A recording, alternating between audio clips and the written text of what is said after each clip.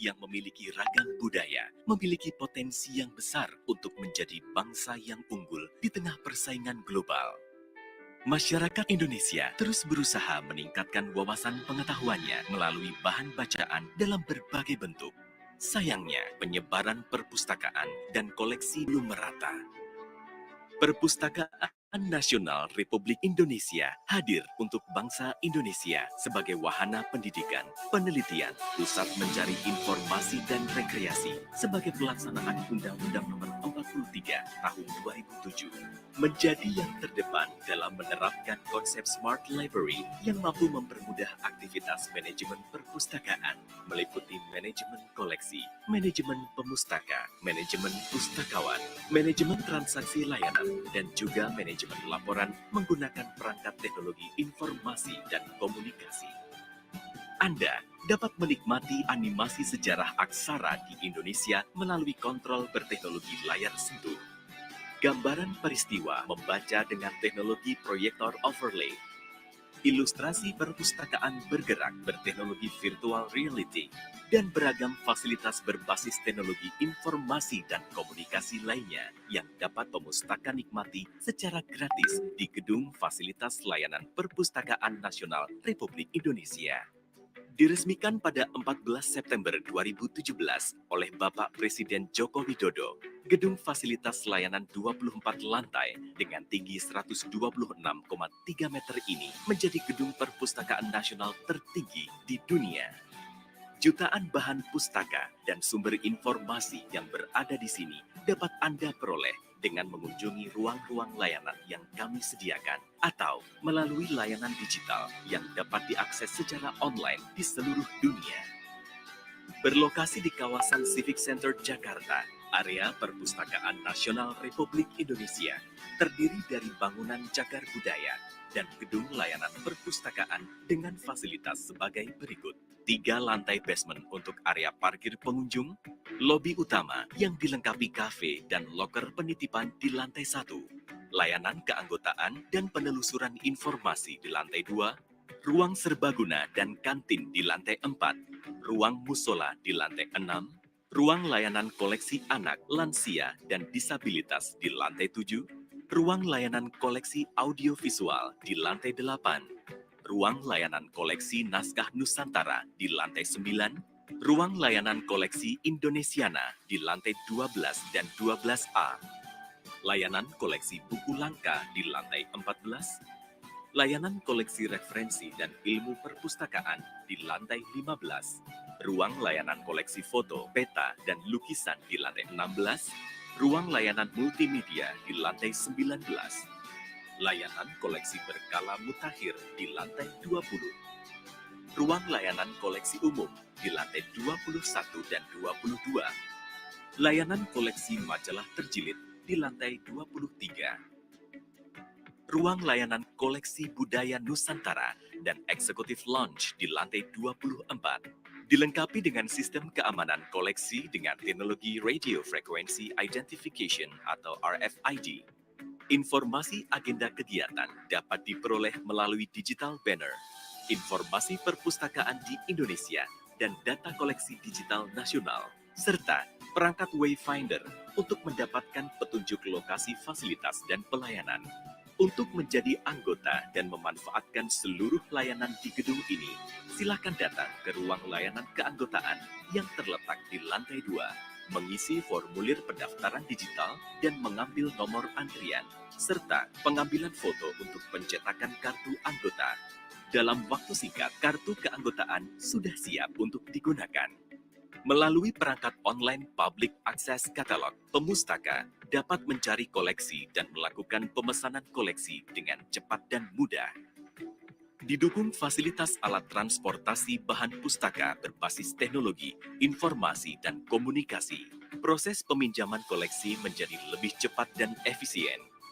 Kami juga menyediakan Smart Locker dengan teknologi RFID bagi Anda pemegang kartu anggota Perpusnas dan memesan koleksi secara online sehingga tetap dapat kami layani di tengah kesibukan Anda beraktivitas. Nikmati juga layanan koneksi internet melalui perangkat Wi-Fi yang kami sediakan di setiap lantai dengan kecepatan hingga 1 GB per second. Menikmati beragam informasi secara online di ruang layanan multimedia yang nyaman dan menyenangkan. Atau dengan memanfaatkan salah satu dari 100 komputer yang kami sediakan secara gratis untuk Anda yang telah menjadi anggota Perpusnas. Ruang mini teater untuk menyaksikan film koleksi kami secara berkelompok, mencari informasi dari bahan pustaka kuno dalam bentuk mikrofilm dan mikrofis. Koleksi audiovisual dalam bentuk kaset, CD, dan DVD. Didukung puluhan perangkat komputer untuk menikmatinya secara individu. Kenali masa lalu dengan beragam warisan ilmu pengetahuan dari nenek moyang bangsa Indonesia yang tertuang dalam ribuan naskah kuno yang dapat Anda nikmati dalam bentuk replika pustaka asli, perangkat digital layar sentuh yang tersedia dalam galeri manuskrip atau mengaksesnya secara online di situs web Perpustakaan Nasional Republik Indonesia. Kami sediakan juga koleksi mancanegara yang akan menambah pengalaman baru Anda mengetahui dan mempelajari sesuatu dengan sudut pandang berbeda di dunia internasional. Layanan koleksi berkala seperti surat kabar, majalah, buletin, dan lain-lain. Anda juga dapat mengakses koleksi terbitan berkala kuno hasil alih media digital melalui situs web Perpustakaan Nasional Republik Indonesia. Layanan koleksi budaya Nusantara, beragam informasi dan pengetahuan tentang kekayaan budaya Nusantara yang dapat dinikmati melalui koleksi di ruang layanan budaya ataupun melalui situs-situs web tematik. Beragam koleksi foto, lukisan, dan peta. Untuk sebagian koleksi kami yang dilayankan secara tertutup, dapat dipesan melalui perangkat online public access katalog yang terintegrasi dengan sistem pemesanan pada ruang penyimpanan koleksi untuk selanjutnya dihantarkan kepada Anda di ruang baca. Layanan koleksi umum bagi Anda yang lebih menyukai buku bacaan mutakhir yang dapat dipilih langsung pada rak-rak penyimpanan koleksi, silakan mengunjungi ruang layanan koleksi umum dengan desain yang modern dan kekinian sehingga membuat Anda nyaman untuk memilih dan membaca buku di dalamnya. Dilengkapi dengan sistem peminjaman buku dengan teknologi RFID untuk kecepatan pelayanan dan keamanan koleksi. Di ruang layanan lansia dan disabilitas, berbagai koleksi disediakan bagi pemustaka lanjut usia dan penyandang disabilitas yang dilengkapi dengan sarana penunjang seperti perangkat magnifying text reader, digital book player, dan komputer dengan aplikasi audiobook bagi pemustaka tunanetra. Layanan koleksi anak. Kami juga menyediakan ruang layanan koleksi anak yang sangat menyenangkan, dilengkapi berbagai permainan edukatif, komputer belajar, dan panggung storytelling untuk membiasakan kegemaran membaca sejak dini. Ribuan judul buku populer dengan beragam subjek yang sangat menarik juga dapat Anda nikmati dalam genggaman tangan melalui layanan koleksi digital ePusnas.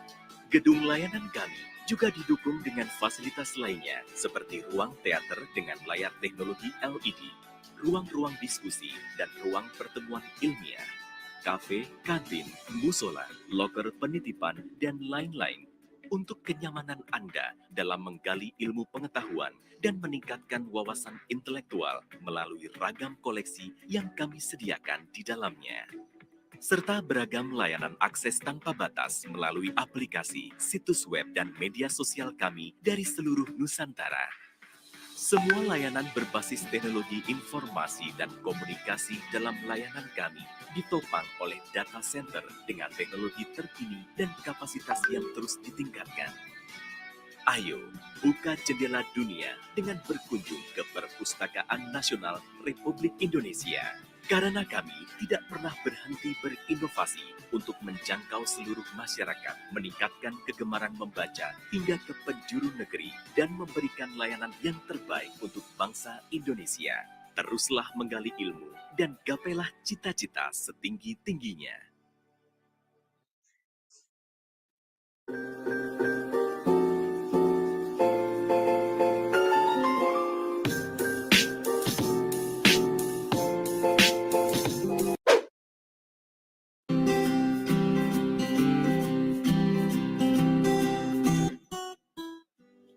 Pembinaan semua jenis perpustakaan di seluruh wilayah Negara Kesatuan Republik Indonesia merupakan amanat Undang-Undang Nomor 43 Tahun 2007 tentang Perpustakaan.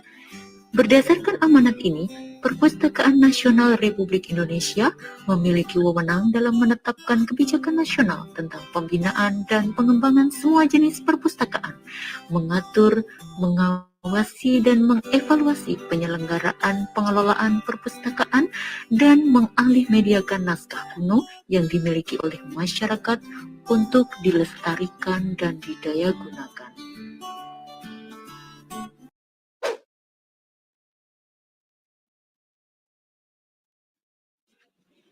Pusat Pengembangan Perpustakaan Sekolah, Madrasah, dan Perguruan Tinggi atau P3 SMPT dibentuk untuk membina perpustakaan sekolah, madrasah, tingkat dasar menengah, dan perpustakaan perguruan tinggi. Berdasarkan Peraturan Perpustakaan Nasional Republik Indonesia Nomor 4 Tahun 2020 tentang Organisasi dan Tata Kerja Perpustakaan Nasional, P3 SMPT merupakan unit pelaksana yang berada di bawah dan bertanggung jawab kepada Deputi Bidang Pengembangan Sumber Daya Perpustakaan. Unit kerja ini memiliki tugas melaksanakan perumusan dan pelaksanaan kebijakan, fasilitasi, pelaksanaan bimbingan teknis, supervisi dan evaluasi, serta pelaporan di bidang pengembangan dan pembinaan perpustakaan sekolah, madrasah, dan perpustakaan perguruan tinggi. Dengan komitmen yang tinggi, P3 SMPT melaksanakan tugas dengan menyelenggarakan fungsi penyusunan kebijakan teknis di bidang pengembangan dan pembinaan perpustakaan sekolah, madrasah, dan perguruan tinggi, fungsi pelaksanaan kebijakan di bidang pengembangan dan pembinaan perpustakaan sekolah, madrasah, dan perguruan tinggi, fungsi pelaksanaan bimbingan teknis dan supervisi di bidang pengembangan dan pembinaan perpustakaan sekolah dan perguruan tinggi, fungsi pemberian apresiasi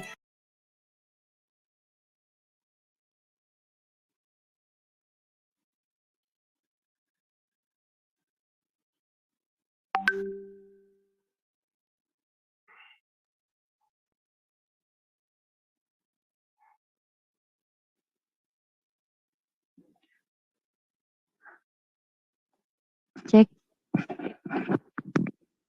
Selamat pagi, Bapak dan Ibu. Mohon perhatian, acara akan segera kita mulai. Bapak dan Ibu dimohon untuk mempersiapkan diri. Mohon izin memperkenalkan diri. Saya Ratih Nur Hidayah, Pustakawan Ahli Pertama Perpustakaan Nasional Republik Indonesia, selaku pembawa acara dalam acara Fokus Group Discussion pada hari ini, Jumat 18 Februari 2022. Sebelum acara dimulai, saya akan menyampaikan beberapa informasi dan ketentuan pada acara hari ini. Ruang meeting ini dikelola oleh satu orang host serta disupport oleh beberapa co-host. Selama acara berlangsung, host yang akan mengatur tampilan Recording in progress. serta audio mikrofon Bapak dan Ibu. Bagi Bapak dan Ibu yang akan menyampaikan pendapat dan pertanyaan dalam sesi diskusi dan tanggapan nantinya, mohon dapat disampaikan melalui kolom chatting atau menggunakan fitur Q&A dengan ketentuan menyebutkan nama asli, instansi asal, tertuju kepada, dan juga isi pertanyaan atau tanggapan Bapak Ibu untuk dapat ditampilkan oleh host dan kemudian dibacakan oleh moderator.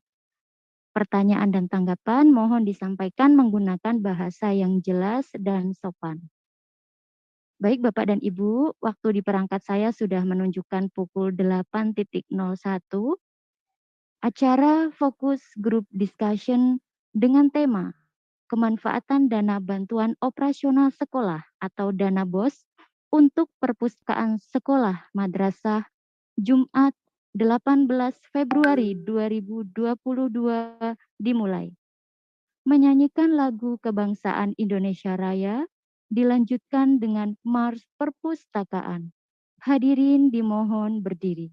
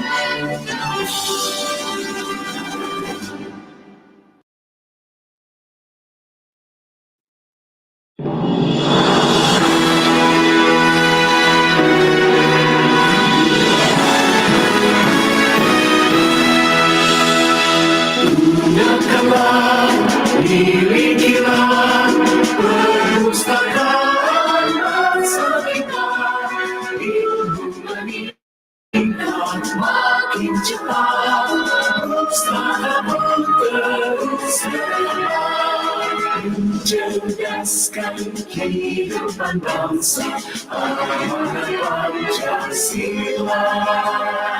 Baca buku tingkatkan bahaya manusia seutuhnya. Lestarilah budayanya, pustaka Indonesia yang baik tujuan kemerdekaan, adil dan makmur sentosa.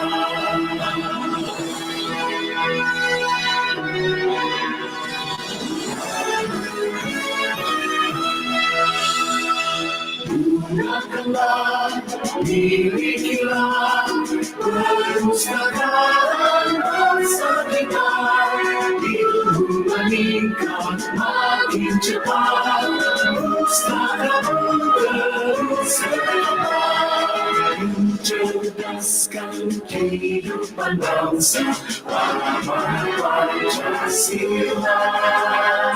Baca buku tingkatkan bahaya manusia seutuhnya.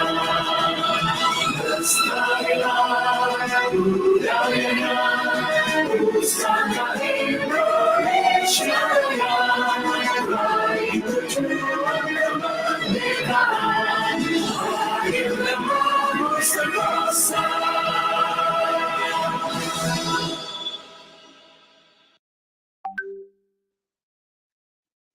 Hadirin dipersilahkan duduk kembali. Assalamualaikum warahmatullahi wabarakatuh. Selamat pagi, salam sejahtera bagi kita semua. Shalom, Om Swastiastu, Namo Buddhaya, salam kebajikan. Yang terhormat, Bapak Dr. Andes Amih Al-Humami PhD, selaku Direktur Agama Pendidikan dan Kebudayaan Kementerian Perencanaan Pembangunan Nasional atau Badan Perencanaan Pembangunan Nasional Republik Indonesia. Yang terhormat, Bapak Doni Wibowo STMSE, dan Direktorat Jenderal Pendidikan Islam Kementerian Agama Republik Indonesia. Yang terhormat, Bapak Nandana Aditya Baswara, Sekretariat Direktorat Jenderal Pendidikan Anak Usia Dini dan Pendidikan Dasar Menengah, Kementerian Pendidikan Kebudayaan, Riset dan Teknologi Republik Indonesia. Yang terhormat, Bapak Mulyanto SPD, selaku Ketua Umum Forum Perpustakaan Sekolah Madrasah Indonesia. Yang terhormat, Bapak Muhammad Ihsanuddin M.Hum, selaku Ketua Umum Forum Asosiasi Tenaga Perpustakaan Sekolah Indonesia atau ATPUSI. Yang terhormat, para Ketua Daerah Forum Perpustakaan Sekolah Madrasah Indonesia. Kepala Perpustakaan Nasional Republik Indonesia beserta seluruh jajarannya mengucapkan terima kasih atas kehadiran Bapak dan Ibu dalam acara Focus Group Discussion dengan tema Kemanfaatan Dana Bantuan Operasional Sekolah atau Dana BOS untuk Perpustakaan Sekolah Madrasah. Demi memohon kelancaran acara dan juga sebagai tanda rasa syukur kita kehadirat Tuhan Yang Maha Esa, marilah Bapak dan Ibu, sejenak kita menundukkan kepala untuk berdoa. Doa akan dipimpin oleh Bapak Agus Wahyudi SEMP. Kepada Bapak Agus Wahyudi kami persilakan. Baik, terima kasih Bapak Ibu. Bismillahirrahmanirrahim. Assalamualaikum warahmatullahi wabarakatuh. Selamat pagi Bapak Ibu semuanya, para peserta FGD, Pusatan Sekolah Madrasah. Sebelum kita memulai acara pada hari ini, mari sejenak kita menundukkan kepala serta hati kita, berdoa kepada Tuhan Yang Maha Esa untuk berharap agar kegiatan pada hari ini dapat berjalan dengan lancar. Izinkan saya memimpin doa secara selami pada teman-teman, para hadirin yang non-muslim, dipersilakan berdoa menurut agama dan kepercayaannya masing-masing. Astagfirullahaladzim, astagfirullahaladzim, astagfirullahaladzim. A'udzu billahi minasyaitonir rajim. Bismillahirrahmanirrahim. Alhamdulillahirabbil alamin. Wassalatu wassalamu ala asrofil anbiya'i wal mursalin sayyidina wa maulana Muhammadin wa ala alihi wa sahbihi ajma'in. Amin ya rabbal alamin. Allahumma ighfir lil muslimina wal muslimat wal mu'minina wal mu'minat al ahya'i minhum wal amwat innaka sami'un qaribun mujibud da'a ya qadiyal hajat. Ya Allah, ya Rahman, ya Rahim, pada hari ini kami kembali mengagungkan segala asma kebesaran-Mu, karena Engkau Zat yang mulia. Kami tadahkan tangan kami kepadamu, karena Engkau lah yang maha mengabulkan segala permohonan hamba ini. Ya Allah yang maha mengetahui, pada hari ini kami hadir bersama dalam acara Fokus Group Discussion Perpustakaan Sekolah di Madrasah. Untuk itu ya Allah, jadikanlah acara kami acara yang Engkau ridhoi, acara yang Engkau berkahi, dan kami mohon kepadamu ya Allah, satukanlah hati dan pemikiran kami demi kebaikan bangsa dan negara ini. Ya Allah yang maha mengetahui, tunjukkanlah kepada kami yang benar itu adalah benar, dan berilah kepada kemampuan kepada kami untuk menegakkannya. Dan tunjukkanlah kepada kami bahwa yang salah adalah salah, dan berikanlah kepada kami kemampuan untuk menjauhinya. Ya Rahman, Ya Ghaffar, Ya Rahim, ampunilah dosa-dosa kami, dosa ibu bapak kami, dosa para pemimpin bangsa kami. Ya Allah, tempatkanlah mereka apabila sudah tiada di tempat yang sebaik-baiknya. Ya Allah, Ya Rahman, Ya Rahim, jauhkanlah kami dari segala musibah. Allahumma afini fi badani, Allahumma afini fi sam'i, Allahumma afini fi basari, la ilaha illa anta. Ya Allah, Ya Rahman, Ya Rahim, sehatkanlah badan kami, sehatkanlah pendengaran kami, sehatkanlah penglihatan kami. Rabbana zalamna anfusana wa illam taghfir lana wa tarhamna lanakunanna minal khasirin. Rabbana atina fid dunya hasanah wa fil akhirati hasanah wa qina adzabannar. Subhana rabbika rabbil izzati amma yasifun wa salamun alal mursalin walhamdulillahi rabbil alamin. Assalamualaikum warahmatullahi wabarakatuh. Waalaikumsalam warahmatullahi wabarakatuh. Hadirin yang kami hormati, acara akan dilanjutkan dengan laporan Ketua Panitia yang akan disampaikan oleh Bapak Dr. Andes Nur Cahyono, SSMSI, selaku Kepala Pusat Pengembangan Perpustakaan Sekolah, Madrasah, dan Perguruan Tinggi. Kepada Bapak Dr. Andes Nur Cahyono, SSMSI, kami persilakan.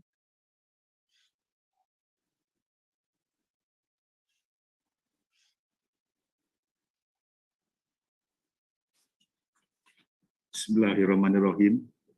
Assalamualaikum warahmatullahi wabarakatuh. Selamat pagi dan salam sejahtera buat kita semua. Yang kami hormati Bapak Dr. Andes Amik Mumami PhD, selaku Direktur Agama, Pendidikan, dan Kebudayaan, Kementerian Perencanaan Pembangunan Nasional atau Badan Perencanaan Pembangunan Nasional Republik Indonesia. Yang kami hormati Bapak Doni Wibowo, STMSE, Direktorat Jenderal Pendidikan Islam Kementerian Agama RI, atau yang mewakili. Yang kami hormati Bapak Nandana Aditya Suara, Sekretariat Jenderal PAUD dan Dikdasmen, Kementerian Pendidikan dan Kebudayaan dan Teknologi Republik Indonesia. Yang kami hormati Bapak Mulyanto SPD, selaku Ketua Forum Perpustakaan Sekolah Madrasah Indonesia. dan Bapak Muhammad Ihsanuddin MHum selaku Ketua Umum Forum Asosiasi Tenaga Perpustakaan Sekolah Indonesia atau APUSI, para Ketua Daerah Provinsi Forum Perusahaan Sekolah Madrasah Indonesia, dan para Ketua Pengurus Daerah Kabupaten Kota seluruh Indonesia, serta Bapak Ibu peserta FGD pada hari ini.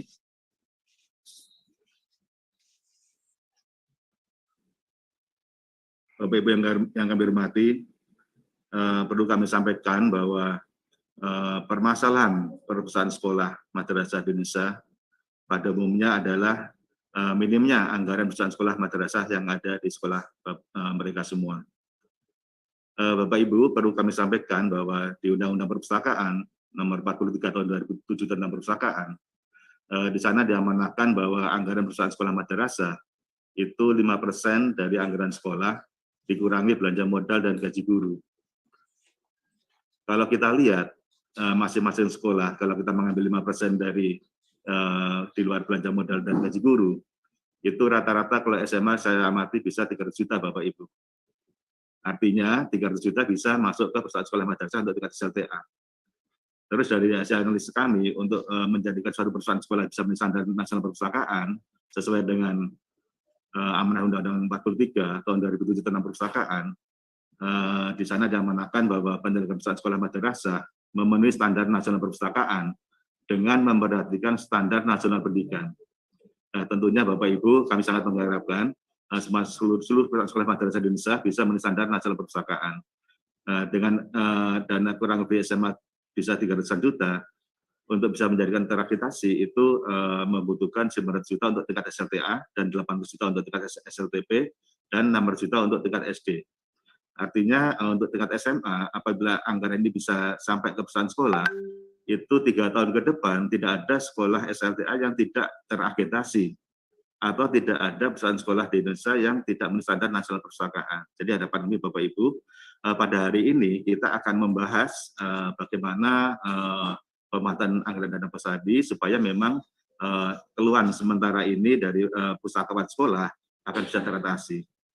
Apalagi Bapak Ibu di Kementerian Pendidikan setiap tahun membuat peraturan Menteri Pendidikan, dan yang terakhir di tahun 2022 tentang peraturan Permendikbudristek nomor 2 tahun 2022 tentang petunjuk teknis pengelolaan dana bantuan operasional penyelenggaraan pendidikan anak usia dini dan juga bantuan operasional sekolah dan bantuan operasional penyelenggaraan pendidikan kesetaraan.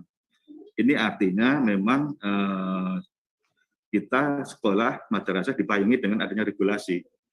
Namun dari kami pembina pusat nasional dan dari Kementerian Pendidikan, bagaimana kita hari ini mencari solusi agar seluruh regulasi yang kita buat bisa diimplementasikan oleh Bapak Ibu semua di sekolah madrasah se-Indonesia. Sehingga harapan kami tadi sudah kami sampaikan bahwa seluruh sekolah madrasah bisa terakreditasi atau bisa memenuhi standar nasional perpustakaan. Untuk itu Bapak Ibu, pada kesempatan ini kami mengundang narasumber yang sangat relevan dengan tema kita pada hari ini, yaitu yang pertama Bapak Dr. Samir Amo Mami, PhD, selaku Direktur Agama. Terima kasih Bapak, kita bergabung lagi. Bapak dari Kementerian Bappenas yang memang mengatur penyelenggaraan anggaran di Indonesia, termasuk untuk perusahaan sekolah madrasah, dan kami selalu berkoordinasi bahwa memang Bapak Ibu, kami perusahaan nasional banyak sekali mendapatkan permohonan bantuan buku untuk sekolah, namun kami memang tidak diizinkan oleh Kementerian Bappenas, karena menurut Kementerian Bappenas ada double anggaran. Kenapa double anggaran? Karena untuk operasional pengelolaan perusahaan sekolah itu ada di dana BOS yang setiap tahun digulirkan di Kementerian Pendidikan. Jadi harapan kami Bapak Ibu, tentunya nanti Bapak bisa memberikan arahan buat kita semua agar implementasi dana BOS ini bisa sampai ke sekolah-sekolah seluruh Indonesia.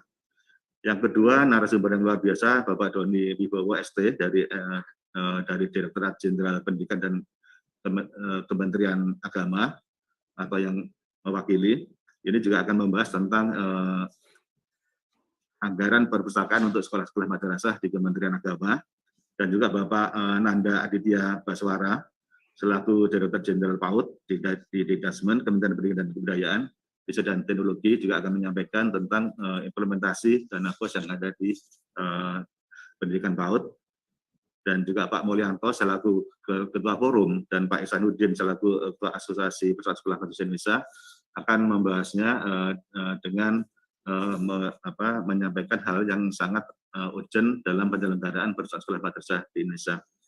Baik Bapak Ibu, itu harapan kami dengan pertemuan kita pada hari ini, kita akan mendapat suatu pencerahan sehingga penyelenggaraan Persatuan Sekolah Madrasah Indonesia bisa yang kita inginkan akan bisa tercapai, dan tentunya nanti bisa menjadikan Persatuan Sekolah Madrasah Indonesia menjadi bagian integral dalam pembelajaran. Dan tentunya pada saat ini dengan adanya COVID, kita harus hadir Persatuan Sekolah Madrasah walaupun pembelajaran itu jarak jauh, namun tentunya dengan kebijakan secara nasional membangun ekosistem digital nasional ini akan sangat mendukung untuk bisa melayani perpustakaan sekolah sebagai bagian integral dalam pembelajaran atau sebagai jantungnya pendidikan. Baik Bapak Ibu, itu yang bisa kami sampaikan, dan pada saatnya nanti kami mohon Bapak Kepala Pusat Nasional Republik Indonesia untuk memberikan sambutan dan membuka acara ini dengan resmi.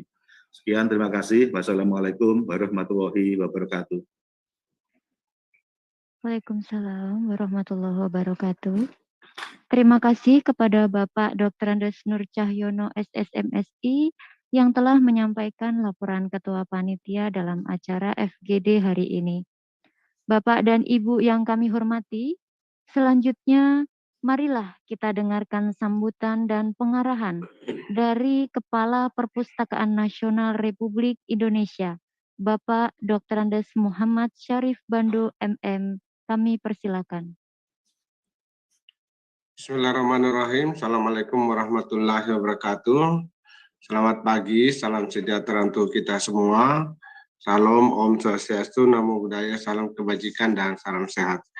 Yang terhormat dan sangat kami muliakan, Bapak Dr. Ami Al-Muhami, PhD, Direktur Agama, Pendidikan dan Kebudayaan, Kementerian Perencanaan Pembangunan Nasional. Yang kami hormati Bapak Prof. Dr. H. Muhammad Ali Randani, dalam hal ini diwakili oleh Bapak Doni Bowo, STM-MSc, Kepala Seksi Kelembagaan dan Kerjasama Direktorat KKSK Madrasah Kementerian Agama. Yang kami hormati Bapak Nandana Baswara, selaku Koordinator Perencanaan dan Penganggaran Sekretaris Direktorat Jenderal PAUD Kementerian Pendidikan dan Kebudayaan. Yang saya hormati dan sangat saya muliakan rekan seperjuangan saya, Bapak Mulyanto SPD, selaku Ketua Umum Forum Perpustakaan Sekolah Madrasah Indonesia, juga Bapak Ihsanuddin M.Hum, Ketua Umum Pengurus Pusat Asosiasi Tenaga Pengelola Perpustakaan Indonesia, dan seluruh hadirin yang ada di daerah. Alhamdulillah, kami laporkan Pak Ami ini sudah 1.200 yang bergabung. Mudah-mudahan nanti bisa lebih banyak lagi. 2 hari ini kita berkesempatan dan saya senang sekali Bapak Ami Al-Muhami dari Bappenas terus hadir memberi pencerahan kepada kita semua, sebab tantangan terberat yang kita hadapi saat ini adalah merubah paradigma pendidikan kita sesuai dengan kebijakan Bapak Menteri Pendidikan kita. Saya kira berulang kali kita mendapatkan kritik tentang kecenderungan watak anak didik kita sebelum Bapak Menteri Mas Nadiem menjabat sebagai Menteri. Bisa kita lihat kecenderungan watak anak didik sekarang ini.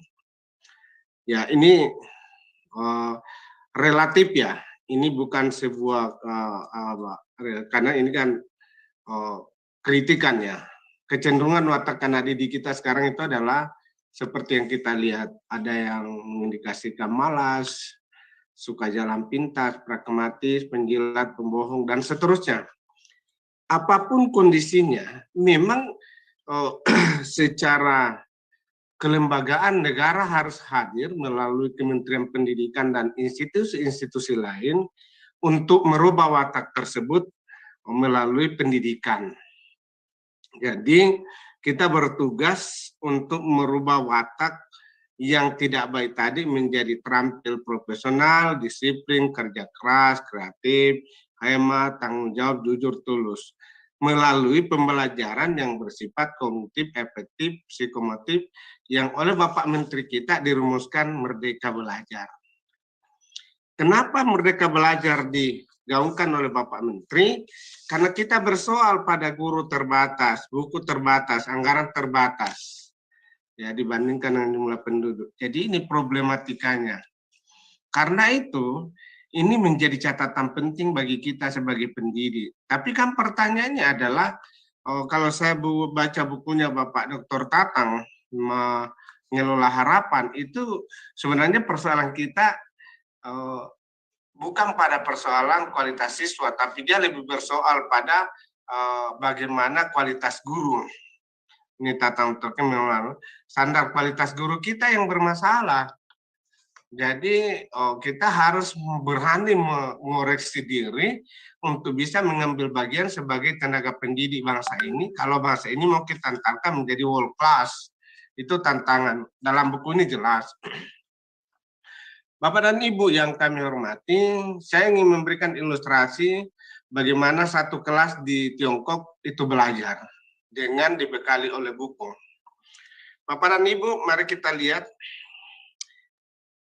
Di beberapa tempat saya menyampaikan ada sekolah yang gurunya di belakang, papan tulisnya di belakang. Tolong di highlight baik-baik untuk membuktikan bahwa di sana sudah lama diterapkan yang namanya Merdeka Belajar. Bagaimana papan tulis ini di belakang, bagaimana anak menghadap ke depan, dan tolong dipahami bahwa di depan itu ada layar yang disorot dengan ini proyektor di atas. Karena pada saat guru masuk itu guru itu tidak lagi mengajari biaba dan seterusnya. Guru hanya mengantarkan kepada anak-anak, hari ini anak-anak kita akan belajar tentang biologi ya. Kita akan belajar tentang biologi. Kita berharap ada di antara satu anak-anak yang akan tampil ke depan mengajarkan kita biologi. Jangan lupa tolong diperhatikan meja-meja anak peserta didik ini, bukan hanya banyak buku di atasnya, tapi kalau saya slide yang lain itu banyak sekali buku di dalam tas-tas yang dibawa di meja anak-anak ini. Nah, waktu saya di sana, satu anak mencoba saya rekam itu, dia mencoba menjelaskan misalnya ini ilustrasi kelapa. Kelapa itu akan mengajarkan kepada kita, kepada teman-temannya, hai teman-teman saya, tahukah Anda bahwa kelapa itu tumbuh dari tunas, kemudian berakar serabul, kemudian berbatang tunggal, dan kemudian berbuah seperti ini pada umur-umur sekitar 10 tahun, dan seterusnya. Tapi yang luar biasa adalah anak itu tidak selesai hanya menjelaskan sampai di situ. Ternyata anak-anak itu sudah bisa menjelaskan bahwa untuk tempurung kelapa itu gunanya untuk ini dan dibuat untuk ini dan seterusnya dari hasil membaca. Jadi mereka dalam usia seperti itu mereka sudah memahami dasar daripada nilai ekonomi dari setiap yang diajarkan seperti ini. Nanti pada sekolah menengah tingkat atas itu mereka sudah mengeksplorasi yang namanya Indonesia itu sumber daya alamnya seperti ini, Malaysia sumber daya Vietnam begini. Jadi mereka ketika masuk di perguruan tinggi itu dia sudah menghafal tentang peta dunia. Nah, menghafal peta dunia. Nah, ini tantangan kita adalah ketika hari ini batas-batas teritorial untuk ekonomi tidak menjadi relevan lagi untuk bahasa teritorial wilayah, maka mestinya visi pendidikan tinggi diarahkan pada bagaimana pendidikan itu bukan hanya di tinggi ya, pendidikan dasar diarahkan untuk mengantarkan peserta didik menjadi pemikir world class. Sebab bagaimana anak-anak itu akan bisa bersaing dengan orang lain kalau dari sekarang tidak kita antarkan dia sebagai pemikir world class. Kira-kira itu gambarannya. Lalu kemudian, kenapa perpustakaan sangat penting untuk mendukung program Merdeka Belajar di sekolah? Coba bayangin, kembali kepada 50 upaya meningkatkan, 50 langkah meningkatkan kegemaran membaca. Coba kita lihat. Ini saya mengutuk bukunya Asaler. Nah, karena ada kata-kata saling berbagi pengalaman membaca. Biarkan anak-anak memperhatikan selagi Anda membaca, saling berbagi cerita dari membacaan Anda, bacalah dengan suara nyaring, baca macam-macam. Ini 50 langkah ini, karena apa? Kita harus betul-betul memastikan bahwa kemampuan daya serap anak itu jauh lebih tinggi dibandingkan yang kita berikan. Sebagaimana saya mengutip bahwa ilmu yang diperoleh dari pratika hingga doktoral itu cuma 10%. Kemudian 90% di lapangan, dan dengan ini kita akan bisa betul-betul bisa mengantarkan anak-anak itu untuk bisa memahami jauh lebih luas daripada yang kita harapkan. Misalnya begini, anak-anak itu pada saat dia di sekolah dasar atau sekolah manapun dia jago matematika, jago fisika, atau apalah. Tapi kan akhirnya tidak ada satupun di antara pendidik di Indonesia yang menggaransi bahwa anak itu dengan keahlian itu akan mengantarkan dia pada ahli matematika pada akhirnya. Dengan realita di Indonesia, ada dokter yang ada di parlemen sekarang, ada ilmu politik, sarjana ilmu politik yang jadi pengusaha, dan sebagainya. Maka definisi merdeka belajar yang dirumuskan oleh Bapak Menteri kita itu adalah sungguh merupakan suatu jalan untuk kita berubah cara pandang dan cara mengelola pendidikan dan cara memandang peserta didik kita sebagai bagian yang harus kita cerdaskan. Dia harus dijadikan sebagai sebuah subjek pendidikan yang justru mungkin kita sebagai pendidik lebih banyak mendapatkan perubahan-perubahan perilaku mengajar dari mereka dengan memberikan ruang yang lebih luas. Karena parameter-parameter nilai yang kita berikan itu sangat tidak menjamin kualitas pendidikan Indonesia selama berlangsung 76 tahun. Kita sampai saat ini masih terendah dan terendah terus dijustifikasi seperti itu. Lanjut, Mbak.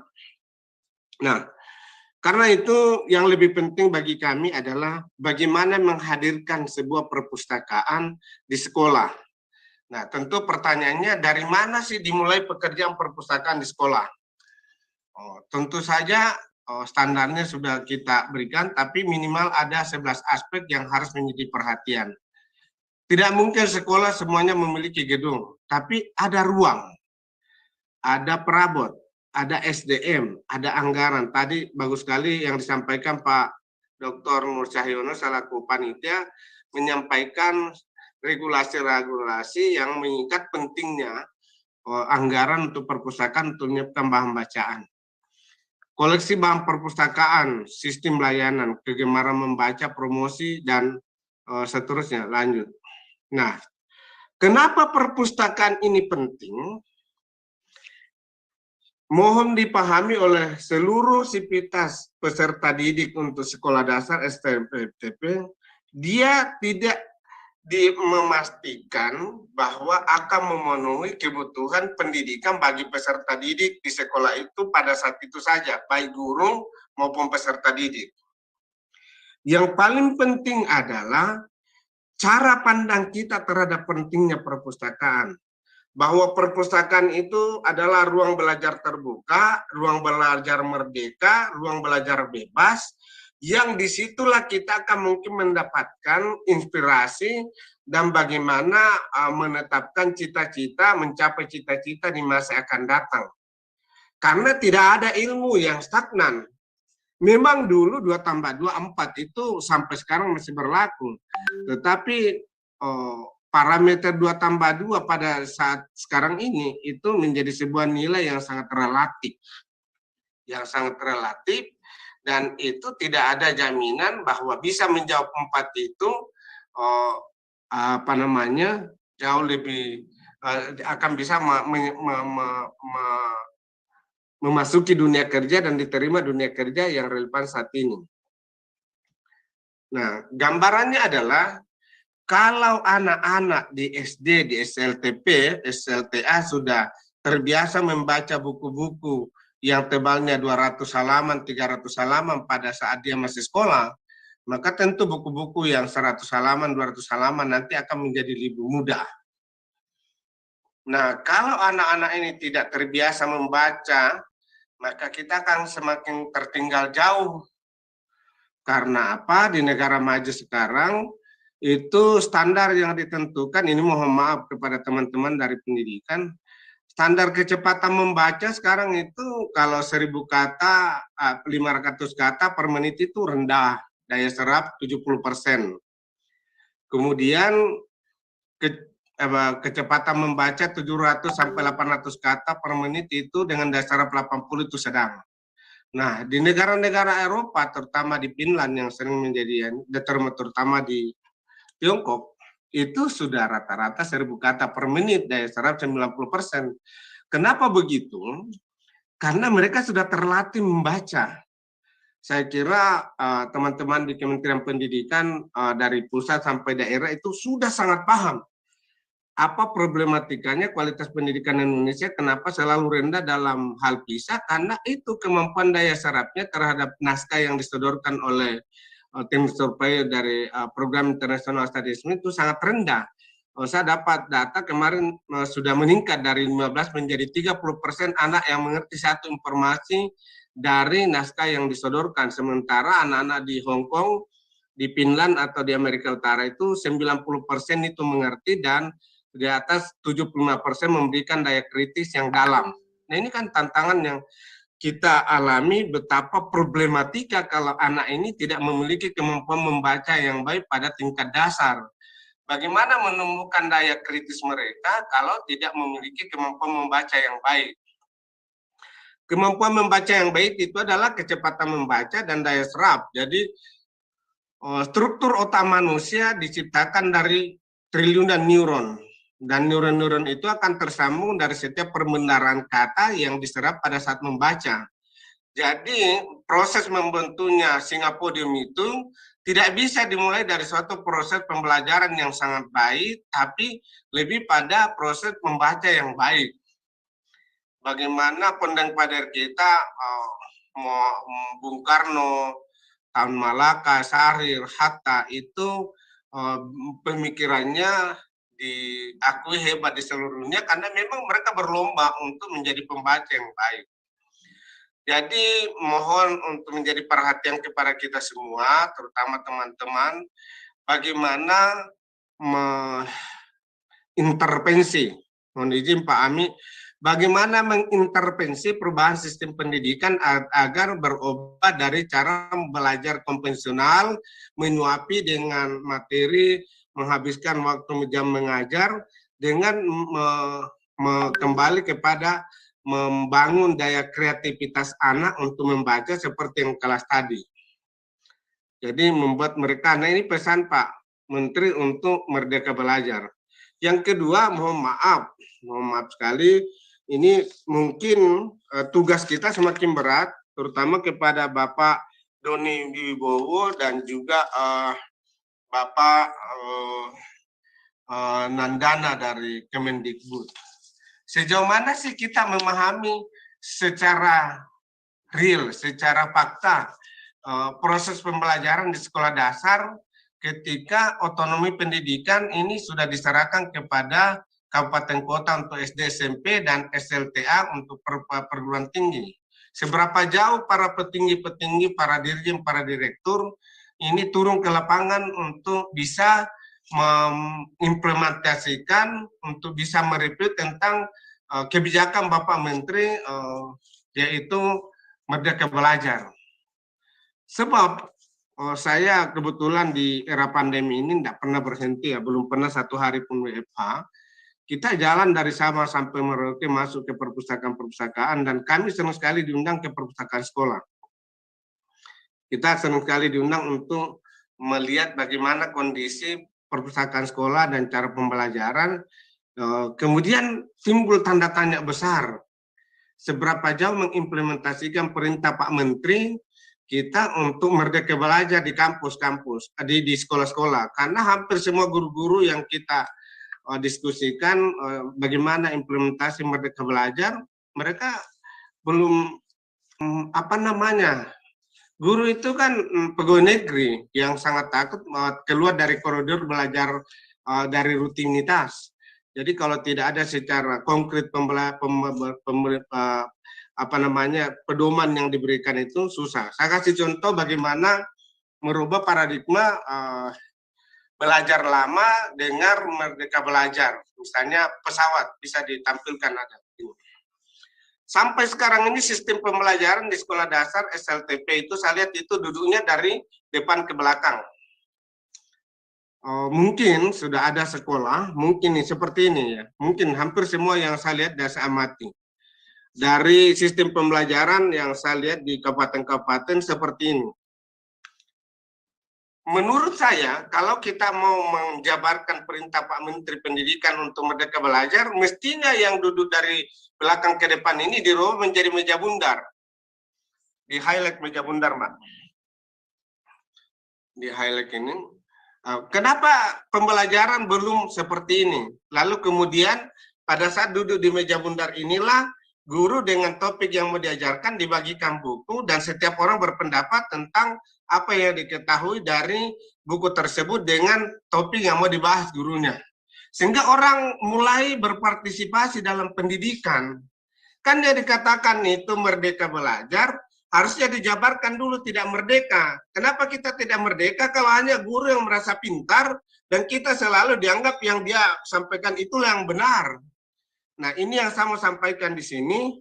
Kenapa kita tidak bisa menjadi pioner di dalam terobosan ilmu pengetahuan? Ini saya mohon maaf, ini saya mau coba ditampilkan masalah handphone. Ini memang menyentuh ke perguruan tinggi, tapi bagaimanapun ini harus disampaikan. Coba ke handphone Alexander Graham Bell. Kenapa Indonesia kalah dari Korea untuk menemukan yang namanya Samsung yang sudah 5G? Kenapa? Karena pada saat Alexander Graham Bell menemukan telepon yang pakai kabel, kita hanya sibuk.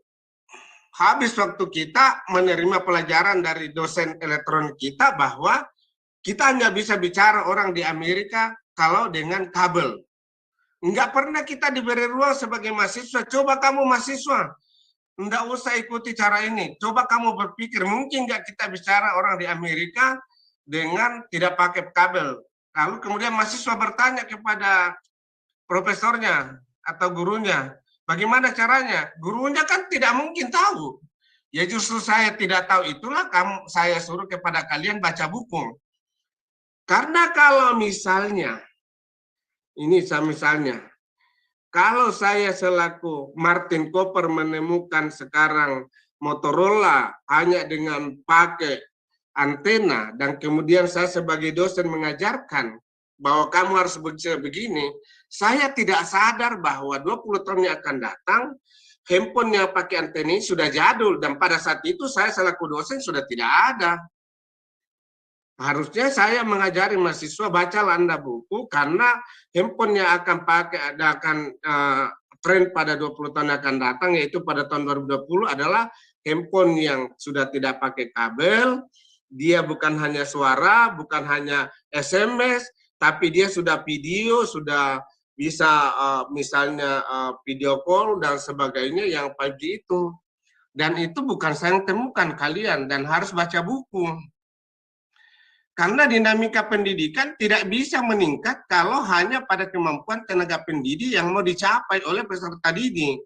Jadi mungkin visi pendidikan ini sudah memang harus dirumuskan ulang, mohon izin Pak Ami, bahwa setiap penyelenggara pendidikan harus mampu membuat anak didiknya menjadi arah panah menembus jauh ke depan, mungkin seperti dengan puisinya Khalil Gibran. Jangan kau pernah mendoktrin anak didikmu seperti apa yang kau ketahui karena kehidupan tidak pernah berjalan mundur. Dia akan berada pada suatu masa di mana kamu sudah tidak ada. Contoh misalnya ini kita terakhir nih, slide terakhir. Bagaimana pesawatnya Habibie Garuda atau apalah.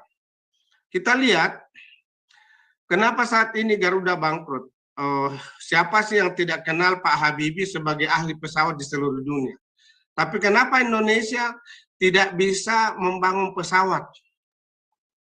Bahkan sebelum Habibie tahun 52 ya, Nur Tanyo seorang petani atau angkatan udara dari Kalimantan Selatan sudah membuat pesawat Sikumbang NU-200, tapi tidak lanjut. Kenapa? Karena kita fokus bahwa ilmunya Habibie untuk membuat pesawat itu selesai sampai di situ. Kita tidak berpikir bahwa tidak masalah CN235 selesai bersamaan dengan Pak Habibie. Tapi anak-anak Indonesia sudah memiliki ilmu pengetahuan jauh melampaui daripada sekedar CN235, karena mana mahasiswa itu diberikan ruang untuk merdeka belajar, dan dia akan menemukan bahwa secanggih apapun CN235, ada pesawat yang akan lebih canggih kalau kita menggunakan. Karena sekarang infrastruktur pembelajarannya kan sudah ada online, ada di komputer, ada di internet, ada di YouTube, dan sebagainya.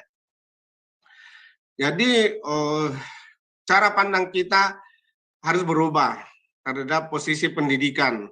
Saya kira ini tembok, coba masih ada nggak slide tentang tembok pembelajaran itu, cara belajar tradisional yang dari dosen ke ini sudah runtuh, tapi kita berada pada suatu ruang di mana sumber pembelajaran itu sudah sangat banyak. Ada slide-nya nggak? Itu kira-kira gambaran pengantar yang sangat penting kami berikan agar kebijakan kita untuk menyiapkan perpustakaan di sekolah ini bisa betul-betul. Sehingga yang kami mau sampaikan adalah bagaimana strategi Kementerian Pendidikan untuk menerobos sistem pembelajaran di sekolah dasar dan sekolah menengah yang dibawa kewenangan Bupati Wali Kota. Dan bagaimana intervensi perubahan-perubahan pembelajaran di SMTA yang dibawa kendali gubernur. Ini harus kita, jadi kalau kita hanya di Jakarta berkutat dengan teori-teori tapi tidak pernah kita masuk ke kelas yang ada di Papua, di NTT, yang ada di kabupaten-kabupaten untuk melihat bagaimana apa yang dipahami dengan merdeka belajar, ini saya kira habis periode ini tidak banyak memberikan perubahan, padahal program ini sangat bagus saya kira ya. Saya kira demikian yang saya sampaikan. Terima kasih sekali lagi kepada narasumber kita, kepada Bapak Ami Al-Muhami PhD, dan juga kepada Pak Doni Wibowo, kepada Pak Nandana Baswara dari Kemendikbud, Bapak Mulyanto, terima kasih Bapak Muhammad Ihsanuddin Ehum. Kami sangat berterima kasih atas sinergitas yang kita bangun.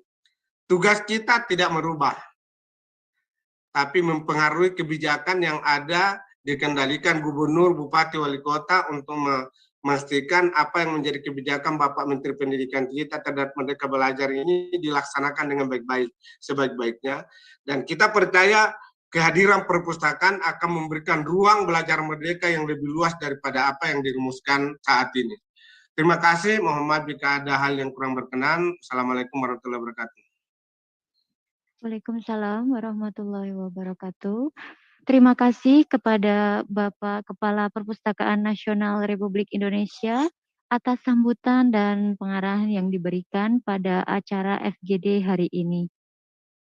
Hadirin yang kami hormati, fokus group discussion dengan tema kemanfaatan dana bantuan operasional sekolah atau dana BOS untuk perpustakaan sekolah madrasah merupakan bentuk koordinasi antara Perpustakaan Nasional Republik Indonesia melalui Pusat Pengembangan Perpustakaan Sekolah, Madrasah, dan Perguruan Tinggi dengan para pemangku kepentingan dan penyusun kebijakan pemerintahan, khususnya dalam bidang pendidikan dan perpustakaan sekolah madrasah di Indonesia. Upaya ini dilakukan sebagai wujud implementasi konsep whole of government dalam tata pemerintahan Negara Kesatuan Republik Indonesia. Dalam hal ini, Perpustakaan Nasional Republik Indonesia bersama dengan seluruh pemangku kepentingan dan penyusun kebijakan pemerintahan telah mengoptimalkan upaya kolaboratif dalam ruang lingkup koordinasi untuk mencapai tujuan pembangunan bersama dan pemerintahan yang terintegrasi dalam pemecahan isu pada bidang teknologi, pendidikan, sosial, budaya, dan perpustakaan. Bapak dan Ibu hadirin yang kami hormati, untuk itu marilah kita simak paparan dari para narasumber dalam acara FGD pada hari ini. Telah hadir bersama kita dalam ruang FGD hari ini, kita akan sapa terlebih dahulu Bapak Dr. Andes Amih Al-Humami PhD selaku Direktur Agama, Pendidikan, dan Kebudayaan dari Kementerian Perencanaan Pembangunan Nasional Bappenas Republik Indonesia. Selamat pagi Bapak Amih Al-Humami.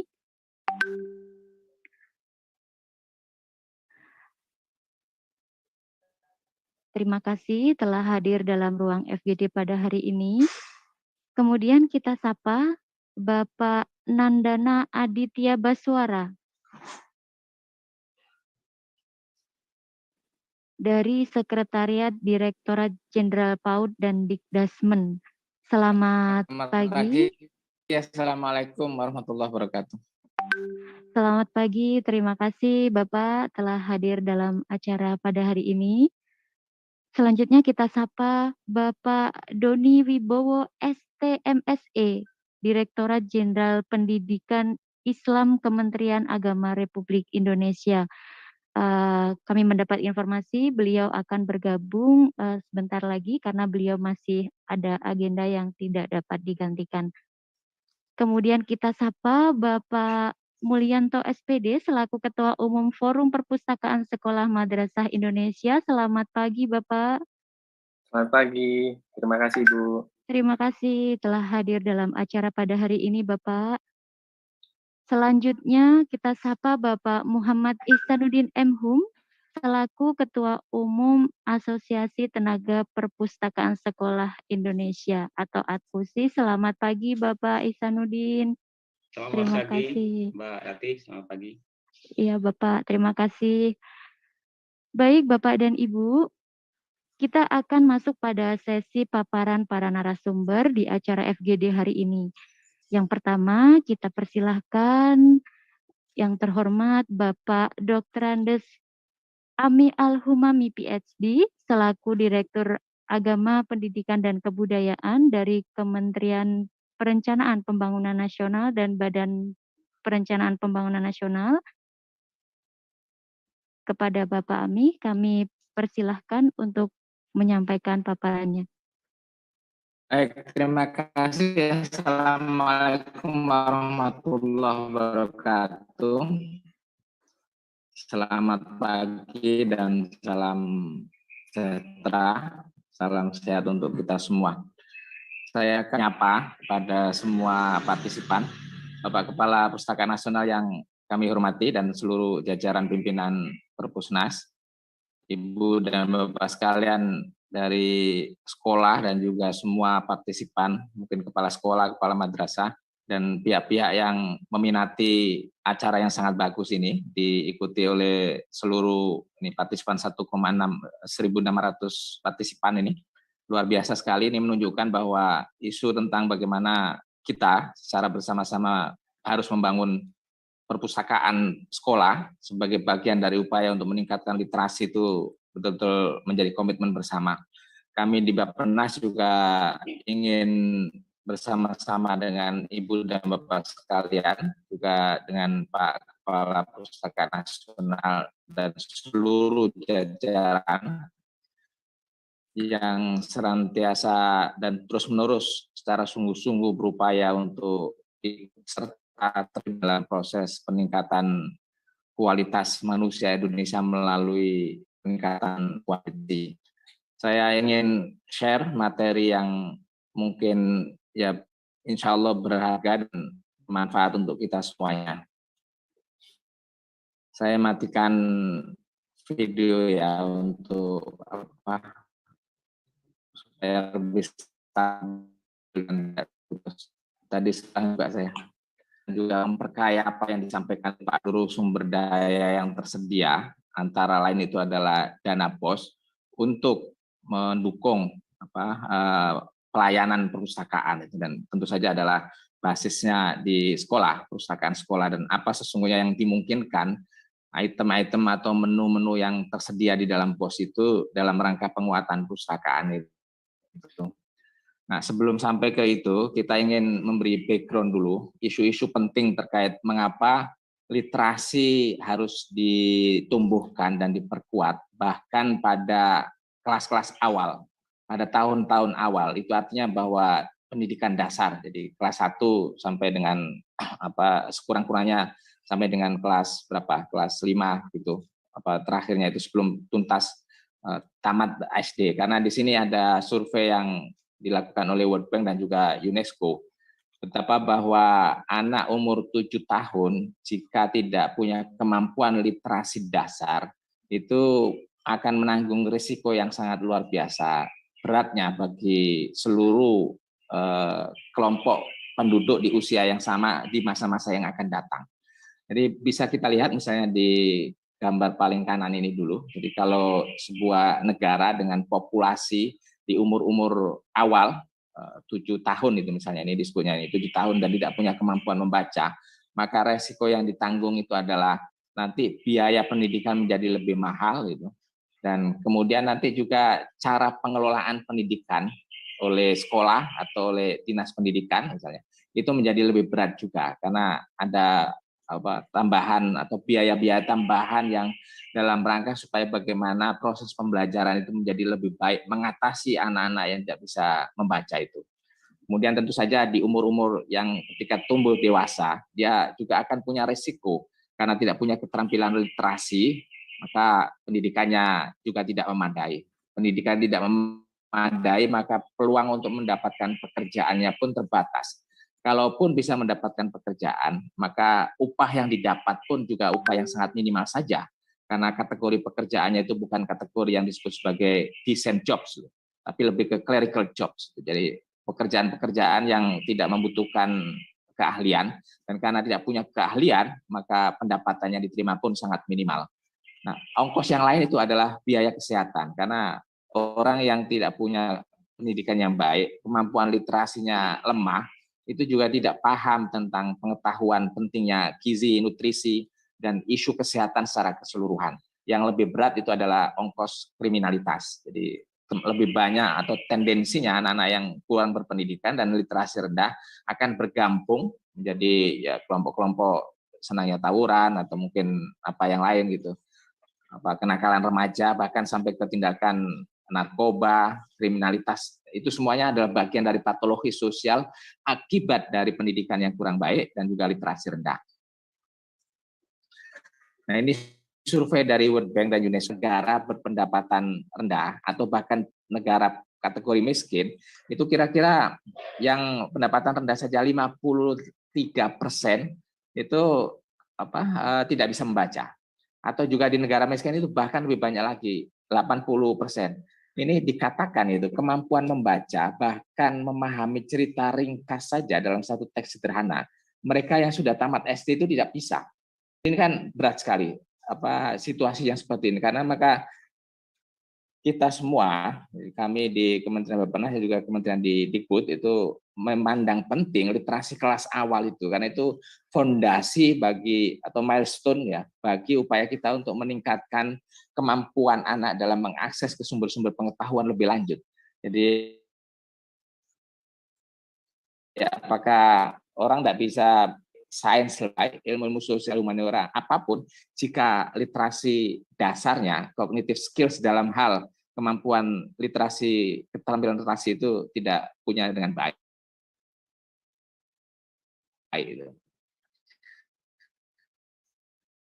Gambar sebelah kiri ini, ini juga memberi konfirmasi saja bahwa dengan literasi yang baik, ini kontrasnya, maka bisa mengatasi kemiskinan. Bisa memberi pemahaman yang baik kepada orang tua, pada ayah maupun ibu tentang pentingnya menjaga kesehatan. Dan kalau ibu sedang hamil, maka paham bagaimana menjaga kondisi kesehatan, asupan gizi, sehingga anak yang dikandung dan kemudian lahir itu juga pertama mengurangi tingkat kematian ibu dan anak, dan kemudian lebih sehat anak itu karena asupan gizinya lebih baik. ekonomi menjadi lebih kuat juga karena sumbangan orang-orang yang punya keterampilan, punya pengetahuan terhadap produktivitas itu nyata sekali. Ini ilustrasi yang sangat konkret. Kalau kita berinvestasi $1 saja untuk peningkatan literasi pada penduduk usia dewasa yang dimulai sejak kecil, itu returns-nya itu mencapai $7 itu. Dan demikian seterusnya, orang menjadi lebih sejahtera, lebih makmur, lebih nyaman, lebih sentosa dalam menjalani kehidupan. Nah, apa resiko kita kalau tadi kaitannya dengan orang yang penduduk yang punya kemampuan pendidikan rendah pula? Maka kita bicara tentang kemiskinan. Jadi 2 gambar tadi yang slide sebelumnya itu kontras antara literasi yang berdampak pada macam-macam dan kemudian positif results dari kemampuan literasi terhadap penurunan kemiskinan. Kita ingin lihat bahwa literasi yang rendah dan pendidikan yang rendah, kemudian tadi kesempatan memperoleh populasi marginalisasi, mengalami deprivasi, itu juga menjadi lingkaran kemiskinan yang tentu saja harus diputus mata rantai itu.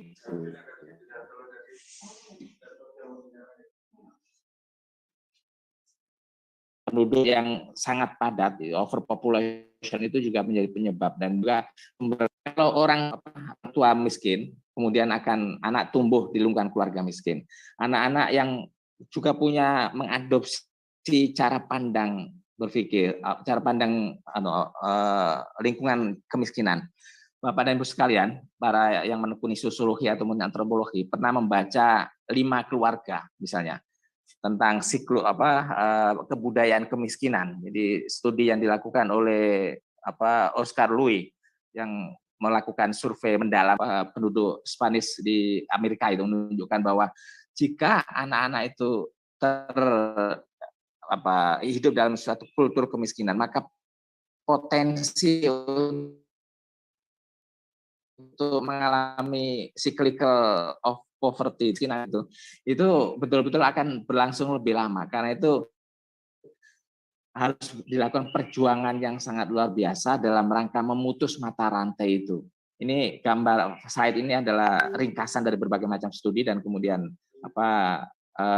didalami, perlu kita dalami secara bersama dan akar untuk bisa memutus itu sekali lagi literasi.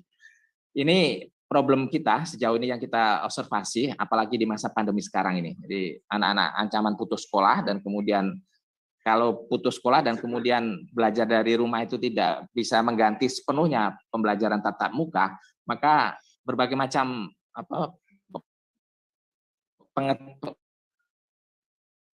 berdasarkan pada pengalaman dan juga studi yang dilakukan, jika anak itu mengalami jeda atau bahkan mengalami putus sekolah, maka ekspos pada bacaan itu menjadi bukan saja berkurang tapi hilang sama sekali.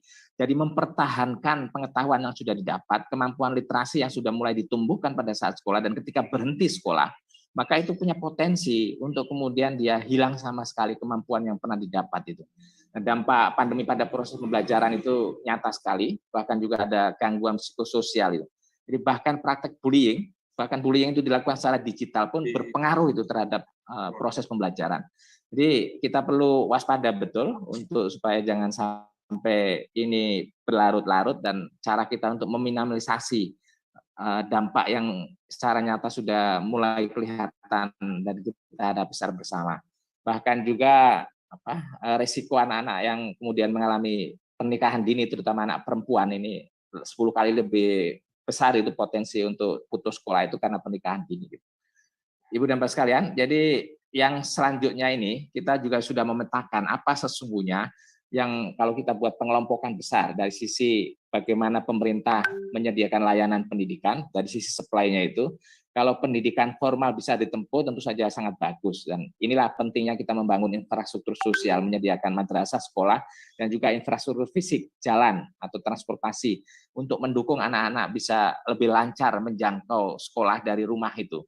Termasuk juga kalau misalnya di daerah-daerah tertentu yang terpaksa tidak bisa memperoleh layanan pendidikan formal di sistem persekolahan, maka layanan pendidikan alternatif, apakah pendidikan kesetaraan atau dulu kita mengenal SMP terbuka atau SMA terbuka, itu juga dimungkinkan dan mestinya disediakan. Atau juga pendidikan keterampilan, jika anak-anak yang sudah putus sekolah dan kemudian enggan masuk sekolah lagi, tapi untuk supaya kita juga memberi bekal kemampuan dan keterampilan yang memadai, harus juga diberikan aneka macam keterampilan. Di Direktorat Pendidikan Kemasyarakatan di Kemdikbud itu juga menyediakan kegiatan-kegiatan semacam ini. Dari sisi demand, kita paham betul ada masalah ekonomi dan kemiskinan, yaitu menjadi faktor penghambat tadi, sebagaimana yang di 2 slide yang sudah ditampilkan. Itu kita atasi antara lain melalui program Indonesia Pintar, BOS. BOS itu juga bisa dimanfaatkan, ini kedua-duanya itu efektif betul untuk pertama mempertahankan, itu menjaga anak supaya bisa menuntaskan pendidikan di setiap jenjang, completion rate itu, dan juga mencegah putus sekolah. Jadi itu efektif sekali, baik BOS maupun juga dengan KIP itu. PIP. Nah, ada faktor sosial budaya, persepsi masyarakat pada sebagian masyarakat ini. Ada kelompok-kelompok, ya ini juga pandangan yang sangat pragmatis karena sekolah misalnya tamat SD, tamat SMP dipandang sudah cukup karena toh masuk SMA nanti akan masuk di kategori tadi itu clerical job saja, jadi nggak mengubah banyak. Pendapatannya pun juga kurang lebih sama lulusan SMP maupun lulusan SMA. Jadi lebih baik sudahlah selesai SMP gitu dan tidak perlu melanjutkan. Ini dalam situasi anak-anak yang tadi lahir dan hidup dari keluarga yang tidak mampu tadi. Maka kita semuanya harus berkepentingan memastikan efektivitas baik BOS maupun KIP tadi untuk mengatasi tadi lingkaran kemiskinan yang salah satunya bisa diputus dengan cara penyediaan layanan pendidikan yang lebih merata dan berkeadilan. Ini kita tadi kemampuan literasi tercermin betul pada PISA dan studi yang dilakukan oleh Bank Dunia ini menunjukkan betul bahwa 371 kemudian turun berapa 21 poin ini menjadi 350. Ini dilakukan upaya pemulihan pendidikan itu kita fokuskan pada 3 kelompok. Prioritas pertama itu anak kembali ke sekolah dengan aman, tentu merujuk pada protokol kesehatan yang ketat dan juga menciptakan ekosistem sekolah yang mendukung, kemudian memulihkan pembelajaran untuk mengatasi penurunan hasil belajar. Jadi learning recovery for learning loss itu. Jadi ini penting sekali dan dalam soal inilah maka ini yang C ini sekolah menggunakan bahkan teknologi digital. Jadi, tentu saja ini sedapat mungkin kita harus bisa mengatasi isu teknologi divide dan juga digital gaps supaya bahkan anak-anak yang tinggal di daerah 3T atau mungkin di pedesaan itu bisa terjangkau oleh layanan digital ini. Di kecakapan numerasi dan literasi dasar menjadi sangat penting dan yang lebih penting juga sama pentingnya mempercepat peningkatan kompetensi guru, jadi subject content knowledge, pedagogical skill untuk supaya dalam rangka guru ini kita harus memfasilitasi melalui GTK menerima pelatihan, memasukkan program remedial juga untuk pembelajaran. Ini emosional, sosial emosional karena tadi ada masalah psikososial tadi. Kemudian juga guru harus menguasai teknologi dan platform pembelajaran digital termasuk juga pembelajaran dari rumah jarak jauh.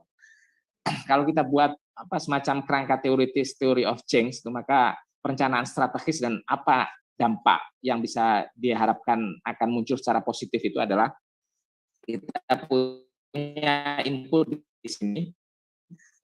Selain Satras, kita juga melengkapinya dengan BOS dan juga KATU dan semua satuan pendidikan. Dalam hal kegiatan tentu saja anak-anak terutama dari keluarga tidak mampu bisa mengakses layanan pendidikan. Tadi kami sampaikan bahwa efektif betul kombinasi BOS dan KIP itu untuk mengangkat partisipasi pendidikan dan memperluas layanan supaya bisa diakses oleh seluas-luasnya penduduk Indonesia. Kita berharap output dan outcome itu adalah angka partisipasi menjadi makin meningkat, kemudian juga percepatan peningkatan pengetahuan dan keahlian bagi seluruh penduduk tentu saja anak usia sekolah, dan akan lebih manfaatnya lebih tinggi lagi jika tadi anak-anak yang dari keluarga tidak mampu, dan pada akhirnya akan menjadikan pendidikan dan keterampilan itu sebagai bekal untuk memasuki pasar kerja dan nanti mendapatkan upaya untuk kesejahteraan gitu. Mohon maaf lah.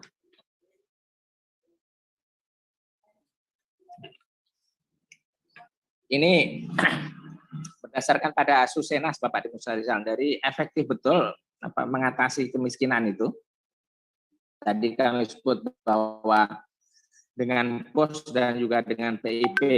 Jadi kalau kita lihat partisipasi yang warna biru pekat ini, yang paling kiri itu adalah anak-anak dari keluarga tidak mampu. Menjadi 71%. Menggembirakan sekali. Jadi intervensi kebijakan ini dampaknya nyata dan kelihatan hasilnya. Begitu juga alokasi anggaran untuk POS, dan ini baik di PIP maupun BOS ya, sekali, dan yang disasar pun dalam jumlah anak dalam jumlah yang sangat besar. Kita berharap betul bahwa baik PIP maupun BOS itu peningkatan layanan pendidikan makin meningkat, makin membaik, mencegah putus sekolah, menjaga survival rates itu, anak lebih lama bertahan di sekolah, dan meningkatkan partisipasi pendidikan. Data yang paling kanan itu mengonfirmasi pernyataan yang sebelah kiri ini. Ini alokasi dan anggarannya, Bapak Ibu sekalian. Jadi siapa penerima, berapa banyak itu, baik untuk pos reguler maupun juga pos kesetaraan itu, dan berapa rupiahnya ini anggaran bersamaan dengan makin membesarnya jumlah anak usia sekolah.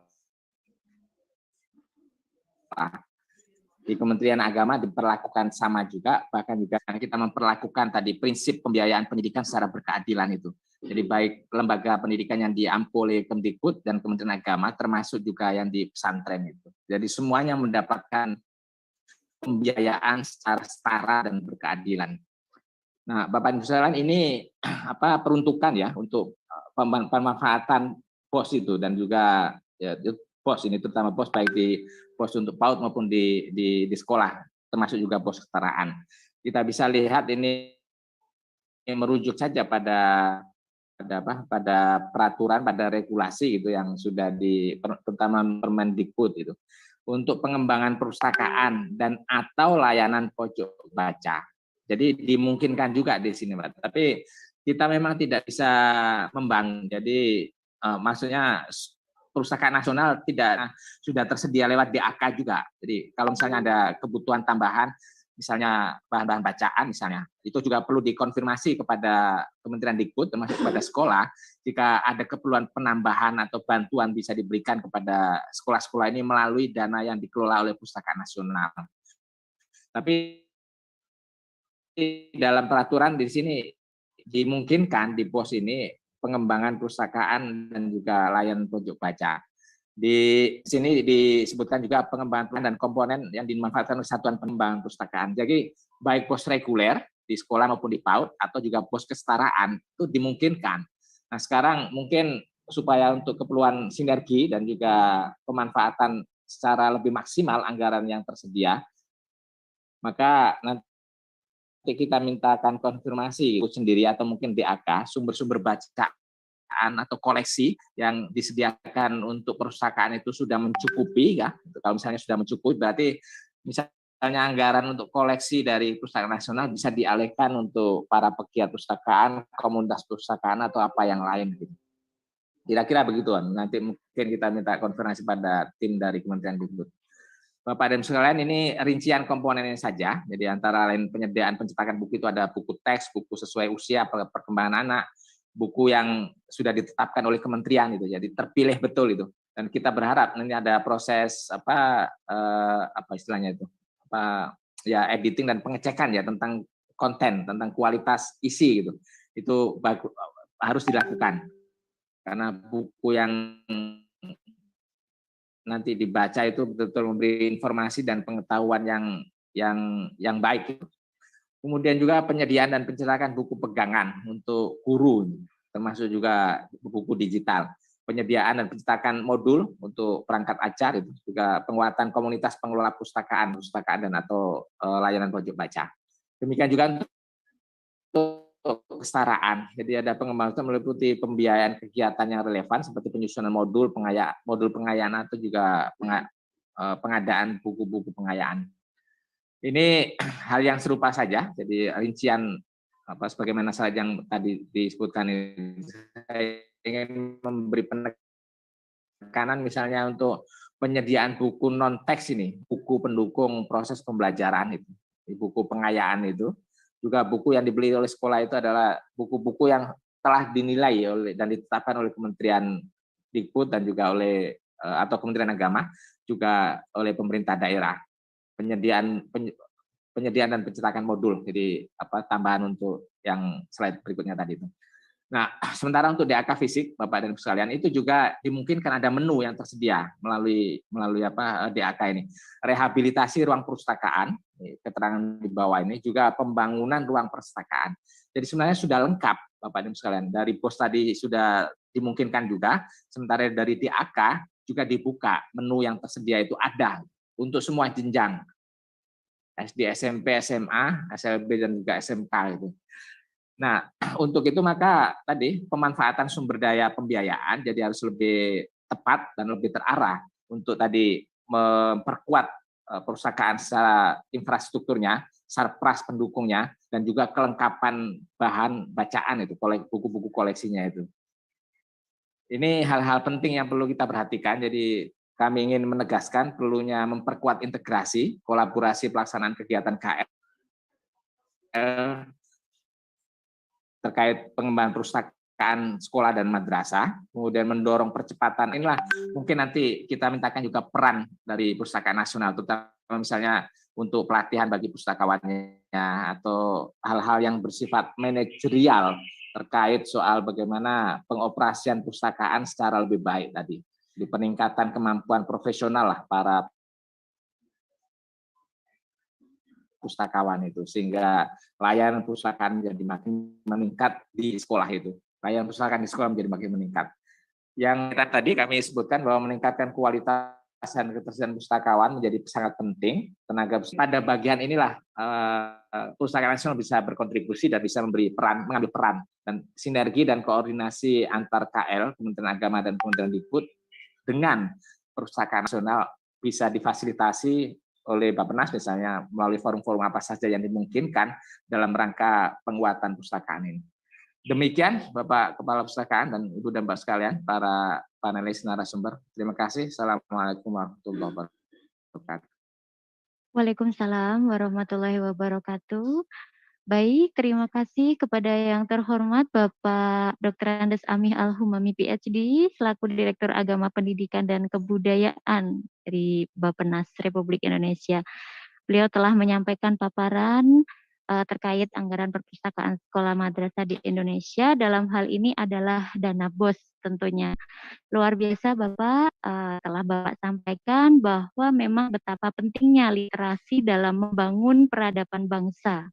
Sebagaimana telah Bapak sampaikan bahwa pendidikan dan literasi yang rendah menjadi salah satu faktor angka kemiskinan suatu bangsa. Bapak juga telah sampaikan dalam hal ini bahwa pemerintah telah melakukan upaya intervensi melalui program Indonesia Pintar atau PIP dan juga bantuan operasional sekolah atau BOS untuk tetap memastikan layanan pendidikan berjalan optimal, mencegah putus sekolah, menjaga survival rate anak sekolah yang berdampak terhadap peningkatan partisipasi pendidikan. Sekali lagi terima kasih Bapak. Untuk selanjutnya, untuk melengkapi paparan dari Bapak Dr. Andes Amih Al-Humami menjadi sebuah telaah informasi yang utuh, mari kita simak paparan dari narasumber yang telah kita hadirkan dari Kementerian Pendidikan Kebudayaan, Riset dan Teknologi Republik Indonesia. Telah hadir bersama kita di sini Bapak Nandana Aditya Baswara dari Sekretariat Direktorat Jenderal PAUD dan Dikdasmen. Selamat pagi Bapak. Selamat pagi Ibu.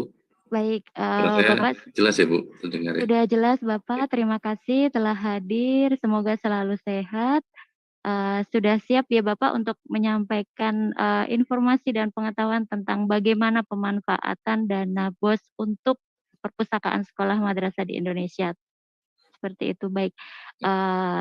Kami persilahkan kepada Bapak Nandana Aditya Baswara untuk menyampaikan paparannya. Ya, baik, terima kasih moderator. Assalamualaikum warahmatullahi wabarakatuh. Selamat pagi, salam sejahtera dan salam sehat untuk kita semua. Ini yang kami hormati Bapak Kepala Perpusnas dan tentunya seluruh jajaran dari Perpusnas yang mengadakan acara di hari ini. Lalu yang kami hormati Pak Ami Al-Humami, Direktur Pendidikan dan Agama Bappenas, dan tentunya pustakawan ya. Ini mungkin dari berbagai struktur ya, mulai dari ada pembina di pusat, lalu ada di daerah, dan juga para pustakawan yang ada di sekolah. Senang sekali hari ini menghadiri acara ini dengan animo yang luar biasa ya. Tadi Pak Ami menyebutkan tadi sudah 1.500, sekarang sudah naik lagi 1.700, jadi memang saya lihat animonya luar biasa, kami sangat mengapresiasi. Sudah banyak sekali konteks yang tadi disampaikan oleh Bapak Kepala Perpusnas, lalu dari Pak Ami gitu. Mungkin saya akan sedikit memberikan tambahan informasi terkait dengan BOS ya, BOS untuk pemanfaatannya di dalam perpustakaan. Saya mungkin izin share screen. Ya, baik Bapak Ibu, tadi memang luar biasa, sudah ada banyak concern dari Pak Syarif ya, terkait bagaimana pendidikan, lalu bagaimana literasi, dari Pak Ami tentang poverty reduction dan banyak hal lah. Saya lihat tadi sudah sangat menukik gitu di dalam diskusi kita hari ini. Nah, kami coba mengelaborasikan sedikit. Mungkin yang pertama, kami dari background-nya ya, ini mungkin kebetulan ya Pak Ami, saya melihat tadi materinya sangat selaras. Jadi kami kalau dari gambaran besar tadi Pak Ami sudah sampaikan terkait poverty reduction, kondisi pandemik gitu. Nah, kami mungkin sebagai background melihat bahwa ada 3 elemen pendidikan penting yang sangat mempengaruhi hasil pembelajaran yang berkualitas. Jadi di sini kami yang ada 3 hal. Ini yang pertama adalah tingginya angka partisipasi siswa. Ini tentunya yang tetap perlu kita perhatikan betul, di mana elemennya antara lain adalah kesadaran atau persepsi. Ini yang tadi disampaikan Pak Ami, masih ada kelompok dari masyarakat kita yang persepsi terhadap pendidikan ini mungkin masih belum sesuai yang kita harapkan. Lalu akses, keterjangkauan, serta ini ada tekanan eksternal. Lalu yang nomor 2, ini hasil pembelajaran berkualitas. Ini tentu saja literasi itu menjadi sangat penting, perpustakaan menjadi hal yang sangat penting, dan banyak hal lainnya. Namun beberapa hal juga yang menurut kami sangat penting adalah kurikulum dan program. Tentunya kurikulum ini suatu hal yang memiliki peran yang sangat penting di dalam proses pembelajaran. Jadi akan sangat memberikan pengaruh. Nah, mungkin perlu kami informasikan juga beberapa hari lalu ya, di minggu ini ada launching Merdeka Belajar 15 dari Mendikbud tentang kurikulum prototipe atau kurikulum merdeka yang nantinya mungkin akan diterapkan di 24, di mana beberapa perubahan paradigma dari kurikulum itu mengantisipasi diskusi-diskusi kita di hari ini. Tadi misalnya dari Pak Kepala Perpusnas menggambarkan model dari classroom gitu ya. Kalau mungkin dulu ngadep ke depan, mungkin harapannya ke depan bisa dibentuk island-island gitu, supaya diskusinya lebih bagus. Nah, itu beberapa hal yang difasilitasi di dalam kurikulum baru ini, atau kurikulum merdeka ya. Meskipun penerapannya tentunya bertahap, tidak langsung semuanya diwajibkan. Jadi salah satu hal yang didorong betul di dalam kurikulum baru ini, ada teaching at the right level sama project based learning, di mana project based learning itu bisa sangat meningkatkan partisipasi siswa dengan berbagai modelnya gitu. Lalu tentunya dibutuhkan juga pola pikir dan agen siswa, lalu ada infrastruktur, pedagogi, penilaian, dan ekosistem. Nah, selain itu tentunya butuh juga distribusi kualitas pendidikan yang merata dan inklusif, di mana ini mencakup aspek geografis, budaya, infrastruktur, governance, maupun pembiayaan. Nah, jadi itu beberapa hal yang penting sekali menurut kami untuk bisa mencapai hal yang diinginkan tadi, masyarakat maju yang kompeten dan sejahtera. Tentunya dari segi moda pendidikan, kita ada pendidikan formal, informal, dan juga non-formal. Nah, lebih lanjut lagi, ini sebenarnya gambaran yang sama ya. Tadi Pak Ami mungkin sudah menjelaskan cukup jauh malahan terkait dengan kondisi pendidikan kita. Kalau melihat dari permasalahan hasil belajar di jenjang pendidikan dasar dan menengah. Jadi ini gambarannya sama ya, bahwa mungkin kalau disamerikan ya hasilnya memang masih sangat rendah dan kita masih konsisten sebagai salah satu negara dengan peringkat hasil PISA terendah di gambaran akhir di 2018 dan skornya juga masih cukup stagnan di 10 tahun terakhir. Tapi kalau dilihat selisih skor dengan rata-rata skor OECD kita sudah sedikit meningkat. Nah, selain masalah hasil belajar ini, selain dipengaruhi, kalau kita lihat dari hasil dari literasi numerasinya, ternyata aspek lingkungan juga masih banyak permasalahan juga. Kalau kita lihat terkait dengan perundungan ini atau bullying ya, kalau kita lihat di 2018 itu 41% siswa Indonesia dilaporkan mengalami perundungan beberapa kali dalam sebulan. Ini hampir 2 kali lipat dari rata-rata negara OECD. Nah, tentunya ini juga sangat mempengaruhi hasil belajar siswa. Akhirnya ada yang bolos karena sering dibully dan segala macam. Termasuk pola pikir untuk berkembang. Jadi hanya 20% siswa Indonesia setuju bahwa kepandaian adalah sesuatu yang bisa berubah banyak. Dibandingkan kalau di rata-rata negara OECD itu 63%. Jadi ini memang kondisinya dari hasil 2018, bisa yang terakhir, itu kita memang masih jauh di bawah, dan ini tentunya menjadi tantangan kita bersama. Nah, ada beberapa permasalahan utama yang kami lihat, itu menyebabkan kurangnya hasil belajar. Gitu. Jadi yang pertama, itu kesenjangan dalam keefektifan mengajar dan cara mengajar. Jadi ini persis mungkin tadi sudah dielaborasi dengan luar biasa oleh Pak Syarif ya. Tadi ada guru bertindak sebagai pemberi ilmu, bukan fasilitator, dan kurang atau tidak fokus pada pengembangan karakter atau penanaman rasa senang belajar. Ini juga sudah apa ya, rasanya masukan tadi sudah masuk dalam background studi kami juga tadi yang disampaikan. Lalu selain itu infrastruktur juga masih belum memadai. Jadi di sini kalau kita lihat ini infrastrukturnya misalnya masih banyak sekolah yang rusak, setidaknya rusak ringan, mungkin ada yang sedang, ada yang berat. Lalu 40% dari sekolah tidak memiliki akses internet. Ini memang sudah ada perkembangan Bapak Ibu, tapi ini data 2020. Tapi memang kenyataannya masih banyak juga, masih ribuan juga. Sekolah-sekolah kita, terutama yang di jenjang SD itu belum memiliki akses internet di daerahnya. Lalu tadi dicantumkan juga tentang perpustakaan ya. Jadi di sini kami melihat juga lebih dari 20% sekolah di Indonesia tidak memiliki perpustakaan produktif. Nah ini mungkin salah satu diskusi yang kami juga ingin banyak belajar nanti tentang pengelolaan perpustakaan ini sendiri. Jadi kalau dari jumlah perpustakaan mungkin sudah cukup banyak, tapi apakah itu sudah berfungsi selayaknya? Ya, ini yang mungkin kita juga butuh banyak kerjasama nanti dengan Perpusnas. Lalu salah satu permasalahan utamanya juga kurikulum yang kaku dan berbasis materi. Ini yang kemarin coba direform dengan peluncuran kurikulum Merdeka. Lalu ada kesenjangan dari konteks governance ya. Ini terutama tadi masalah hampir tidak ada korelasi antara pelatihan guru dan bantuan pembiayaan sekolah serta peningkatan kualitas. Lalu jumlah besar guru honor digaji di bawah upah minimum. Lalu guru dan kepala sekolah tidak diberikan insentif untuk meningkatkan hasil belajar. Dan yang terakhir ini dari Sampurna School System itu berpendapat bahwa otonomi daerah dan koordinasi antar kementerian membuat implementasi menjadi sulit. Jadi ini hal-hal yang memang mungkin tidak semua, tapi kita menganggap ini, 4 hal ini itu adalah hal-hal yang utama gitu ya, yang menyebabkan kurangnya hasil belajar pendidikan dasar dan menengah.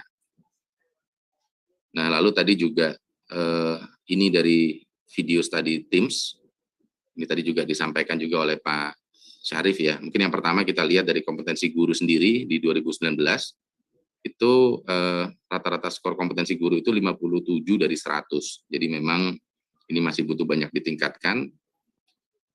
Lalu dari video studi Teams ini disampaikan bahwa rata-rata kata-kata yang diucapkan dalam mata pelajaran itu hanya berdurasi 50 menit. Jadi sangat jauh kalau dibandingkan dengan negara-negara lain. Jadi ini ada beberapa kesimpulan, hanya 3% dari semua kalimat yang diucapkan oleh guru yang lebih dari 23 kata. Jauh lebih rendah dari negara-negara lain. Lalu pertanyaan guru kebanyakan sifatnya dangkal, jadi tidak elaboratif sehingga tidak merangsang siswa atau mengencourage siswa untuk bisa melibatkan kemampuan analisis tinggi. Jadi ini memang fakta-fakta yang terjadi. Nah, ini survei-survei yang pernah dilakukan yang tentunya bisa menjadi referensi kita bersama untuk membangun kebijakan. Karena tentunya ini perlu dilakukan oleh banyak pihak, tadi Pak Ami sudah meng-highlight, dan tentunya nanti Kemdikbud, Kemenak, Perpusnas, dan mungkin banyak pihak yang lain juga bisa bersama-sama untuk menghadapi tantangan ini. Nah, Merdeka Belajar sendiri diluncurkan 2 tahun lalu ya, mungkin kebijakannya. Merdeka Belajar sendiri ini memang tujuan besarnya itu adalah untuk pendidikan berkualitas bagi seluruh rakyat Indonesia, di mana ada pilar-pilarnya, angka partisipasi tinggi, hasil belajar yang berkualitas, distribusi yang merata, dan seterusnya. Dan ini dapat dicapainya melalui infrastruktur, kebijakan prosedur pendanaan, kepemimpinan masyarakat, kurikulum pedagogi dan assessment. Jadi memang secara policy Merdeka Belajar itu adalah payung besar yang kemudian di breakdown menjadi banyak sekali hal di bawahnya. Tadi misalnya PIP juga sudah mulai ada perbaikan juga, BOS juga sama, dan BOP, sertifikasi guru, tunjangan guru, kurikulum, yang tentunya ketika ditanya seperti apa hasil evaluasi Merdeka Belajar, itu tentunya butuh tahapan-tahapan gitu untuk bisa mencapainya. Dan dengan skop yang luar biasa besar, dan yang kedua tantangan kita di Indonesia adalah size, jadi sekolah kita juga luar biasa banyak, karena Indonesia adalah negara yang sangat luas, tentunya penerapan-penerapan ini tidak bisa dalam tanda kutip segala sesuatunya kita langsung wajibkan. Karena posisi atau baseline, posisi awal, kondisi existing dari tiap daerah, tiap sekolah, itu pasti berbeda-beda sehingga dibutuhkan pendekatan asimetris, yang harapannya semuanya akan mencapai titik yang diharapkan pada waktunya. Jadi ini yang saat ini frame besar ini sudah diluncurkan oleh Menteri kami melalui berbagai episode, yang terakhir sampai kemarin episode 16 ya. Dulu yang pertama terkait penghapusan UN, diganti AN, lalu banyak hal yang sudah dilakukan sebenarnya. Tapi sekali lagi bahwa kebijakan besar ini tentunya perlu suatu roadmap, tahapan, sehingga nanti pencapaiannya tidak, pencapaiannya ini tentunya bertahap sampai pada titik yang diharapkan. Nah, mungkin saya membuat frame dari anggaran ya, ini mungkin Pak Ami jauh lebih paham, tapi kalau kami ingin meng-highlight bahwa anggaran fungsi pendidikan itu yang mengerjakan itu banyak sekali. Ada transfer daerah ke dana dan dana desa itu 290T, kami sendiri di Kemdikbud mengelola 13,4%, ini termasuk pendidikan tinggi. Lalu ada Kemenak 55,58T, KL lainnya itu 23,9T, ada anggaran BABUN dan seterusnya. Nah, message dari sini adalah mungkin tadi yang di-highlight oleh Pak Ami bahwa koordinasi itu sangat penting. Jadi ketika kita bicara bagaimana menyelesaikan permasalahan pendidikan, tentunya yang pertama adalah menggunakan anggaran fungsi pendidikan, di mana di sini ada banyak aktor yang terlibat, dan tentunya semuanya tujuannya sama, tapi yang perlu dipastikan adalah apakah kita menuju pada titik yang sama. Dan tentunya di luar dari anggaran fungsi pendidikan ini tentunya ada sektor swasta, komunitas, dan lain sebagainya yang perlu kita garap bersama gitu untuk bisa menuju titik yang kita harapkan tadi. Nah, untuk hal yang lebih teknisnya, jadi kami ingin mengulas sesuai tema hari ini tentang dana BOS. Jadi sebenarnya kalau kita breakdown dari anggaran transfer daerah tadi, itu berisi beberapa hal. Jadi yang pertama mungkin kalau dari segi sifat, sebenarnya ada yang sifatnya itu earmark atau spesifik, yaitu DAK, lalu ada yang sifatnya block grant atau umum, yaitu DAU, dana otsus, dan dana insentif daerah, di mana semuanya ini dimanfaatkan untuk pendidikan. Nah, kalau yang sifatnya block grant atau yang sifatnya umum, seperti DAU, dana otsus, atau dana insentif daerah, itu tentunya sangat dibutuhkan kebijakan dari pemerintah daerah masing-masing. untuk ketepatan dari alokasinya. Jadi karena DAU itu sifatnya block grant, misalnya dapat jatah 20, nah ini tentunya kepala daerah beserta perangkatnya yang perlu menyusun betul itu anggaran fungsi pendidikan ini, melihat profiling di daerah itu apa yang perlu diselesaikan.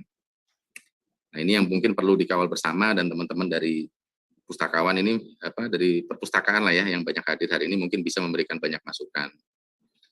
Nah mungkin hari ini lebih banyak kita diskusi yang sifatnya earmark ya. Jadi tadi Pak Amih juga sudah menjelaskan secara cukup detail. Kami punya intervensi tentang DAK, di mana di situ ada DAK non-fisik, termasuk DAK fisik. Nah, kedua hal ini sangat berkorelasi terhadap literasi atau keperpustakaan itu sendiri.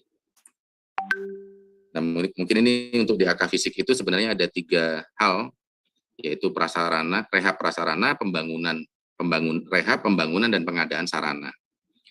Nah, kalau kita breakdown, rehab prasarana dan pembangunan prasarana ini termasuk perpustakaan di dalamnya. Nah, kalau pengadaan sarana itu tadi termasuk mungkin pengadaan bukunya. Jadi ini bahwa dari uang berapa tadi? 18,3 T ya. 18,3 ini termasuk DAK fisiknya perpus juga, perpus daerah. Ini bagian di dalamnya termasuk untuk menyentuh perpustakaan, baik dari segi fisiknya maupun dari segi koleksi bukunya. Nah, lalu yang berikutnya tentang BOS. Jadi BOS itu adalah BOS reguler ya. BOS reguler itu adalah program pemerintah pusat untuk penyediaan pendanaan biaya operasional bagi sekolah gitu ya, di mana arah kebijakannya itu membantu biaya operasional sekolah serta meningkatkan aksesibilitas dan mutu pembelajaran bagi peserta didik. Nah, BOS ini sendiri tentunya tidak hanya kami di Kemdikbud, ini bagi-bagi gitu ya untuk tata kelolanya. Jadi kalau bicara mekanisme penyaluran dan tahapan penyaluran itu di Kementerian Keuangan diatur dengan PMK 119. Untuk penggunaan dana itu di Kemdikbud dengan Permendikbud nomor 2. Lalu untuk tata kelolanya, pencatatan, penatausahaan, dan pertanggungjawaban keuangan itu diatur oleh Permendagri. Jadi ini memang kolektif begitu ya untuk pengelolaannya. Lalu ini mungkin skopnya secara garis besar ada 51,6 triliun anggaran yang sangat besar yang diberikan melalui dana BOS untuk 217.000 satuan pendidikan, mulai dari SD, SMP, SMA, SMK, dan SLB. Ini dari segi besaran anggarannya. Nah, lalu ada kebijakan di tahun 2021 kemarin, ini mungkin sebagian sudah memahami, tapi ingin kami sampaikan lagi, bahwa dulunya dana BOS itu one size fits all. Jadi, kalau perhitungan dana BOS itu kan per kepala ya, atau per siswa. Misalnya ada satu siswa itu kalau dulu dana BOS-nya 900.000, itu di Surabaya sama di Pegunungan Bintang di Papua sana sama-sama 900.000. Padahal indeks kemahalannya sangat berbeda. Nah, pada tahun 2021 ini juga salah satu episode Merdeka Belajar yang diluncurkan adalah kita tidak ingin lagi one size fits all, tapi kita ingin lebih berkeadilan begitu. Sehingga tentunya daerah yang indeks kemahalannya lebih tinggi maka mendapatkan satuan biaya yang jauh lebih tinggi. Nah, harapannya supaya nilai manfaatnya itu sama. Jadi daerah-daerah yang jauh lebih terpencil itu juga bisa mengejar ketertinggalan dengan nilai manfaat yang sama tadi. Nah, ini range-nya itu memang antara bisa sampai 2 kali lipat lebih. Jadi bisa jadi untuk rata-rata yang di daerah Jawa misalnya 900.000 untuk SD, mungkin di daerah timur yang paling terpencil itu bisa mencapai 1,9 juta. Jadi untuk daerah 3T itu kenaikannya itu 47,19% rata-ratanya.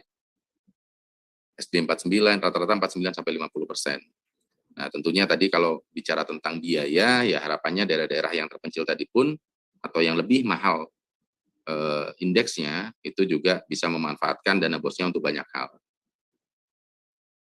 Nah, berikutnya ini prinsip-prinsip pengelolaan dana BOS yang juga kita rubah.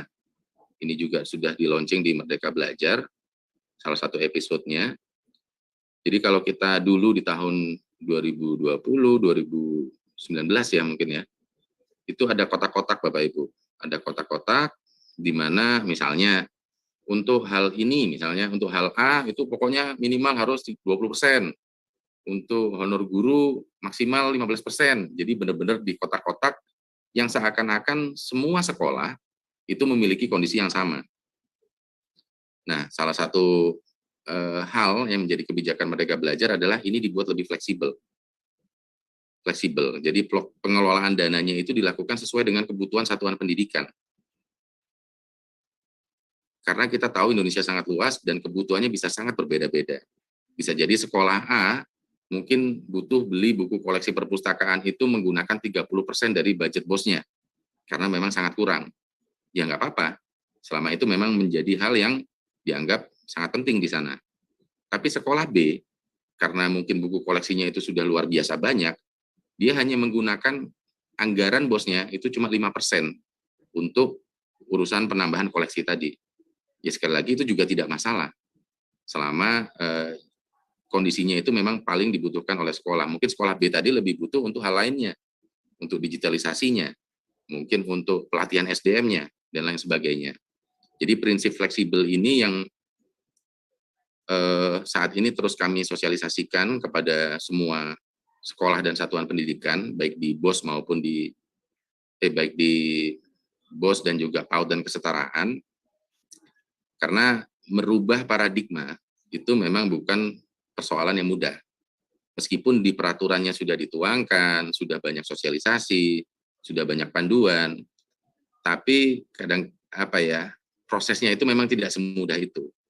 Ketika dibebaskan, lalu diberikan panduan seperti apa fleksibilitasnya, masih sering sekali pertanyaan-pertanyaan yang datang ke kami sampai dengan hari ini. Pertanyaan-pertanyaan yang, Pak, saya boleh beli ini nggak? Pak, saya boleh buat itu nggak? Saya boleh buat ini nggak? Itu nggak? Dan seterusnya. Padahal sebenarnya terkait dengan fleksibilitas ini adalah salah satu hal yang ingin direform, karena memang kebutuhan dari tiap sekolah itu beda-beda. Belum kita bicara masalah kearifan lokal di tiap wilayah juga mungkin beda-beda juga. Jadi prinsip pertamanya itu fleksibel sesuai dengan kebutuhan satuan pendidikan. Lalu prinsip yang kedua dan ketiga ya, efektif dan efisien. Jadi tentunya harapannya efektif dan efisien itu bagaimana mengeluarkan uang yang paling kecil tapi hasilnya paling maksimal. Nah, ini kan tentunya juga perlu ada pemikiran-pemikiran, perlu ada meeting-meeting di sekolah, kira-kira apa nih gitu. Atau kalau kita misalnya ingin menuju ke satu titik yang paling mudah lewat jalur A, itu cukup 3 kilo dan jalannya bagus, cuma 20 menit nyampe, ngapain juga kita muter-muter gitu. Jadi itu yang prinsip kedua dan ketiga tentang efektif dan efisien. Lalu yang keempat dan kelima, ini akuntabel dan transparan. Jadi banyak sekali perbaikan-perbaikan tata kelola yang kita lakukan, mulai dari pelaporan. Jadi dulu pelaporan itu masih jauh dari populasi lah gitu ya. Dulu kami itu kalau ditanya berapa sekolah sih yang melaporkan, itu sulit sekali kami mendapatkan datanya. Nah, akhirnya dibuatlah beberapa sistem, beberapa penataan proses bisnis, sehingga sekarang kalau sekolah itu mau disalurkan ya dia harus lapor. Dan hampir 100%, 99,5% lah laporan itu sudah masuk, meskipun ada beberapa yang agak terlambat. Jadi 5 prinsip ini yang terus kami tekankan ke semua sekolah, bahwa dana BOS itu fleksibel sesuai kebutuhan, lalu kelolalah dengan efektif dan efisien, tentunya dengan akuntabel dan transparan. Nah, ini yang mungkin perlu kita pahami bersama. Ini mungkin garis besar saja, jadi tentunya tadi ya, bahwa penggunaan dana itu sesuai dengan kebutuhan prioritas sekolah, bisa berbeda-beda. Lalu mekanisme pengadaan barang jasa itu, kami juga ada peraturan tentang bagaimana PBJ di sekolah, dan ada sistem SIPLAH mungkin ya, yang pernah kita launching juga, untuk meningkatkan transparansi, belanja lebih mudah, dan juga tersistem. Serta tentunya di dalam juknis ini juga disebutkan larangan-larangan ya, antara lain tidak membiayai kegiatan yang sudah dibiayai secara penuh oleh sumber lain yang sah. Nah, kalau dari pemanfaatan tadi juga sudah ini rasanya ya, sudah disebutkan bahwa kita itu ada 12 komponen penggunaan dana BOS. mulai dari PPDB, pengembangan perpustakaan juga ada tempat tersendiri, komponen tersendiri, ekskul, asesmen dan evaluasi, dan seterusnya. Ada 12 hal. Nah, terkait pengembangan perpustakaan ini ada beberapa penjelasan di dalam Juknis untuk bisa beli buku teks utama dengan beberapa pengaturan, lalu buku teks pendamping, termasuk buku digital juga ada di situ. Seperti tadi disampaikan bahwa ya saat ini ketika kita cari sumber belajar itu bisa banyak hal, tidak di era sekarang tentunya banyak sekali lah, termasuk buku-buku digital itu. Termasuk untuk pencetakan perangkat ajar, serta pembiayaan lain yang relevan dalam rangka pengembangan perpustakaan. Nah, kalau kita elaborasi lebih jauh, ini contoh-contoh begitu ya Bapak Ibu, apa saja yang mungkin bisa dana BOS yang bisa digunakan dari dana BOS untuk program perpustakaan, antara lain misalnya untuk program literasi sekolah, tadi untuk sarana pojok baca, lalu penyediaan buku non-teks, lalu mungkin digitalisasi sekolah gitu ya, digitalisasi sekolah ini mungkin penyediaan sarana perpustakaan berbasis elektronik, buku digital, lalu untuk penguatan infrastrukturnya. Jadi tentunya kalau sudah digital dan tentunya sekarang dengan banyak sekali bahan yang tersedianya di internet gitu ya, itu maka juga perlu sekali penyediaan atau penambahan kapasitas jaringan internet, lalu penyediaan PC atau sarana perpustakaan itu juga sangat dimungkinkan. Dan terakhir yang menurut kami juga sangat penting ini, dana BOS itu juga boleh untuk penyediaan pustakawan, pelatihan pustakawan. Nah ini contoh-contoh saja, saya yakin Bapak Ibu dari sekolah juga banyak yang hadir di hari ini. Mungkin banyak lagi hal-hal yang mungkin bisa dieksplor dari dana BOS untuk pembiayaan perpustakaan ini. Nah, kami tadi sangat tertarik dengan penjelasan-penjelasan dari Pak Kepala Perpustakaan, Perpusnas. Ini mungkin hal-hal yang bisa kita kerjasamakan ke depan, dan mungkin kami juga butuh banyak belajar tentang perpustakaan sekolah yang baik itu seperti apa. Dan tentunya Bapak Ibu yang hadir hari ini mungkin dari perpustakaan daerah, ini kami juga sangat berharap ini bisa membantu sekolah-sekolah yang ada di daerah untuk bisa belajar bagaimana mengelola perpustakaan dengan baik. Tentunya tidak semua kondisi itu ideal, tidak semua sekolah memiliki perpustakaan yang perfect lah, yang canggih gitu. Tapi saya yakin ketika kita memiliki SDM yang baik dan tahu cara mengelola dengan baik, ini pasti akan bisa kebermanfaatannya menjadi jauh lebih tinggi, termasuk didukung kurikulum yang ada. Jadi itu mungkin hal ke depan yang kami juga ingin terus belajar, seperti apa kita bisa memaksimalkan berbagai program ini, perpustakaan ini, yang bisa didukung oleh banyak pihak, termasuk dari perpustakaan nasional dan juga dari daerah. Mungkin itu yang bisa kami sampaikan. Terima kasih. Assalamualaikum warahmatullahi wabarakatuh. Saya kembalikan ke moderator. Baik, Waalaikumsalam warahmatullahi wabarakatuh. Terima kasih Bapak Nandana telah menyampaikan tentang pemanfaatan dana BOS untuk perpustakaan sekolah. Sangat kompleks tentunya Bapak isu tentang hal ini.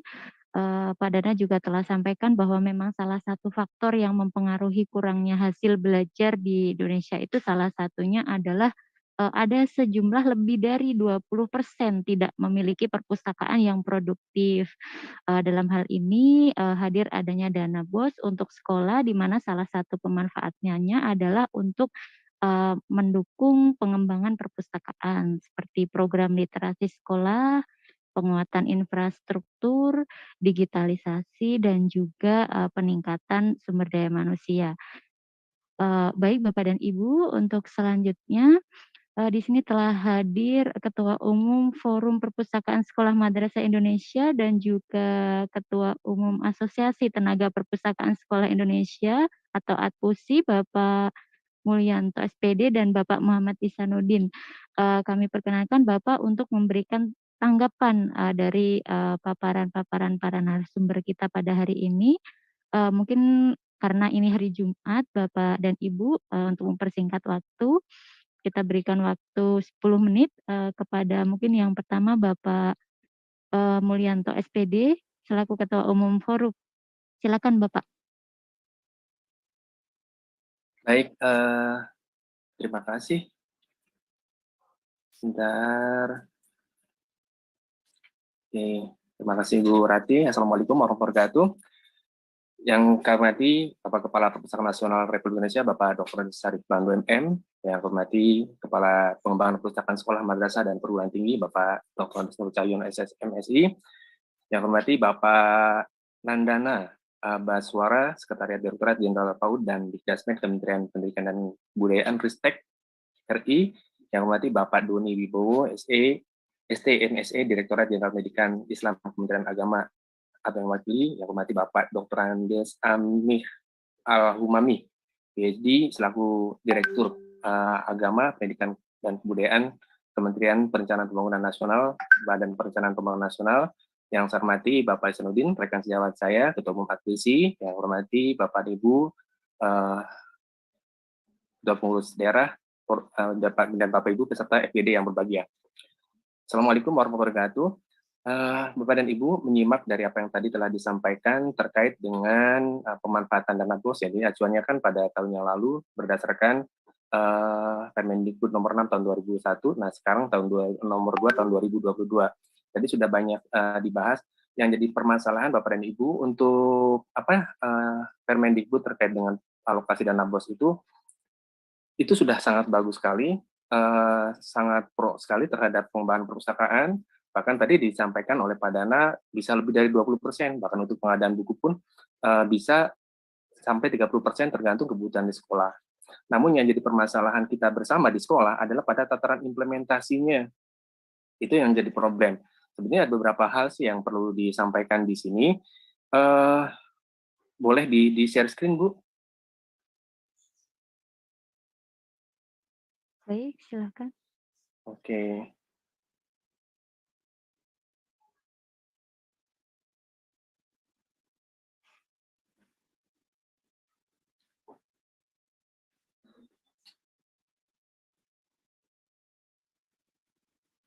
Oke.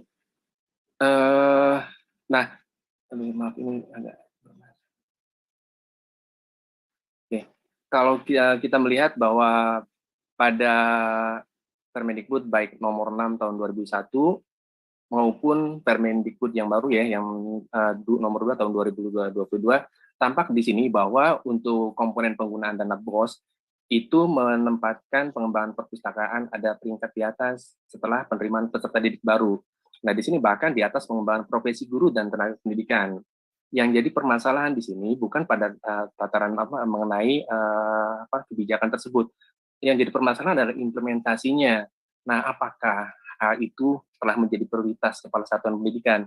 Ini yang jadi problem kita dalam pelaksanaan di lapangan. Nah, kalau kita lihat nah,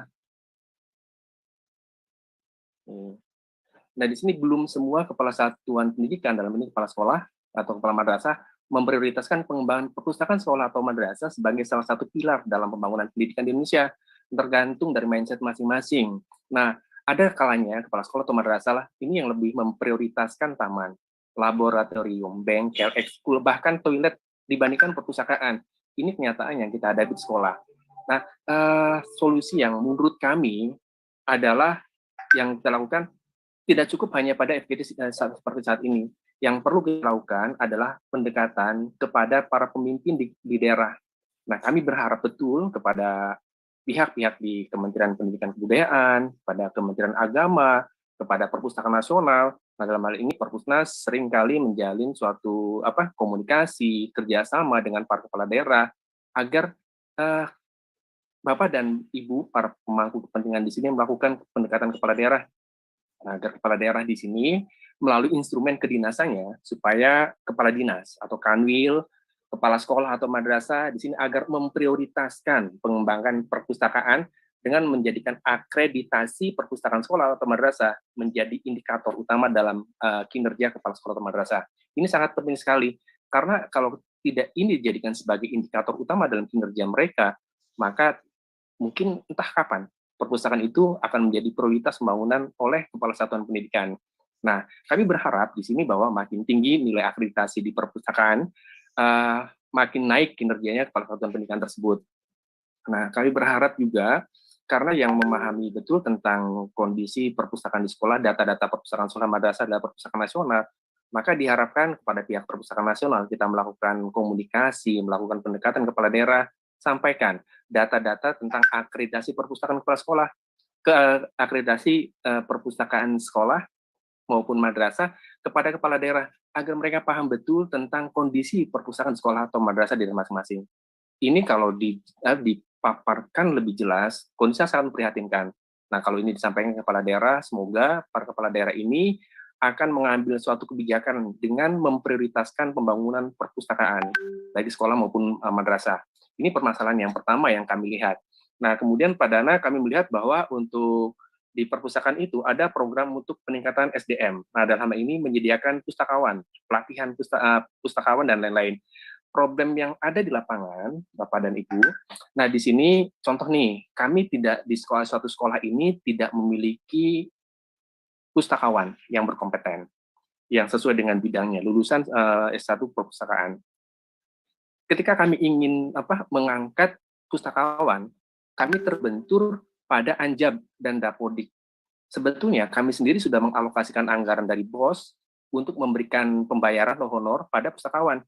Problemnya adalah pada Anjab, karena di setiap sekolah berbeda ya. Untuk di SMA sekitar setengah rombel plus 3. Jadi kalau rombelnya ada 20, kemudian setengah plus 3 berarti kan 10 plus 3 berarti 13 untuk pendiknya.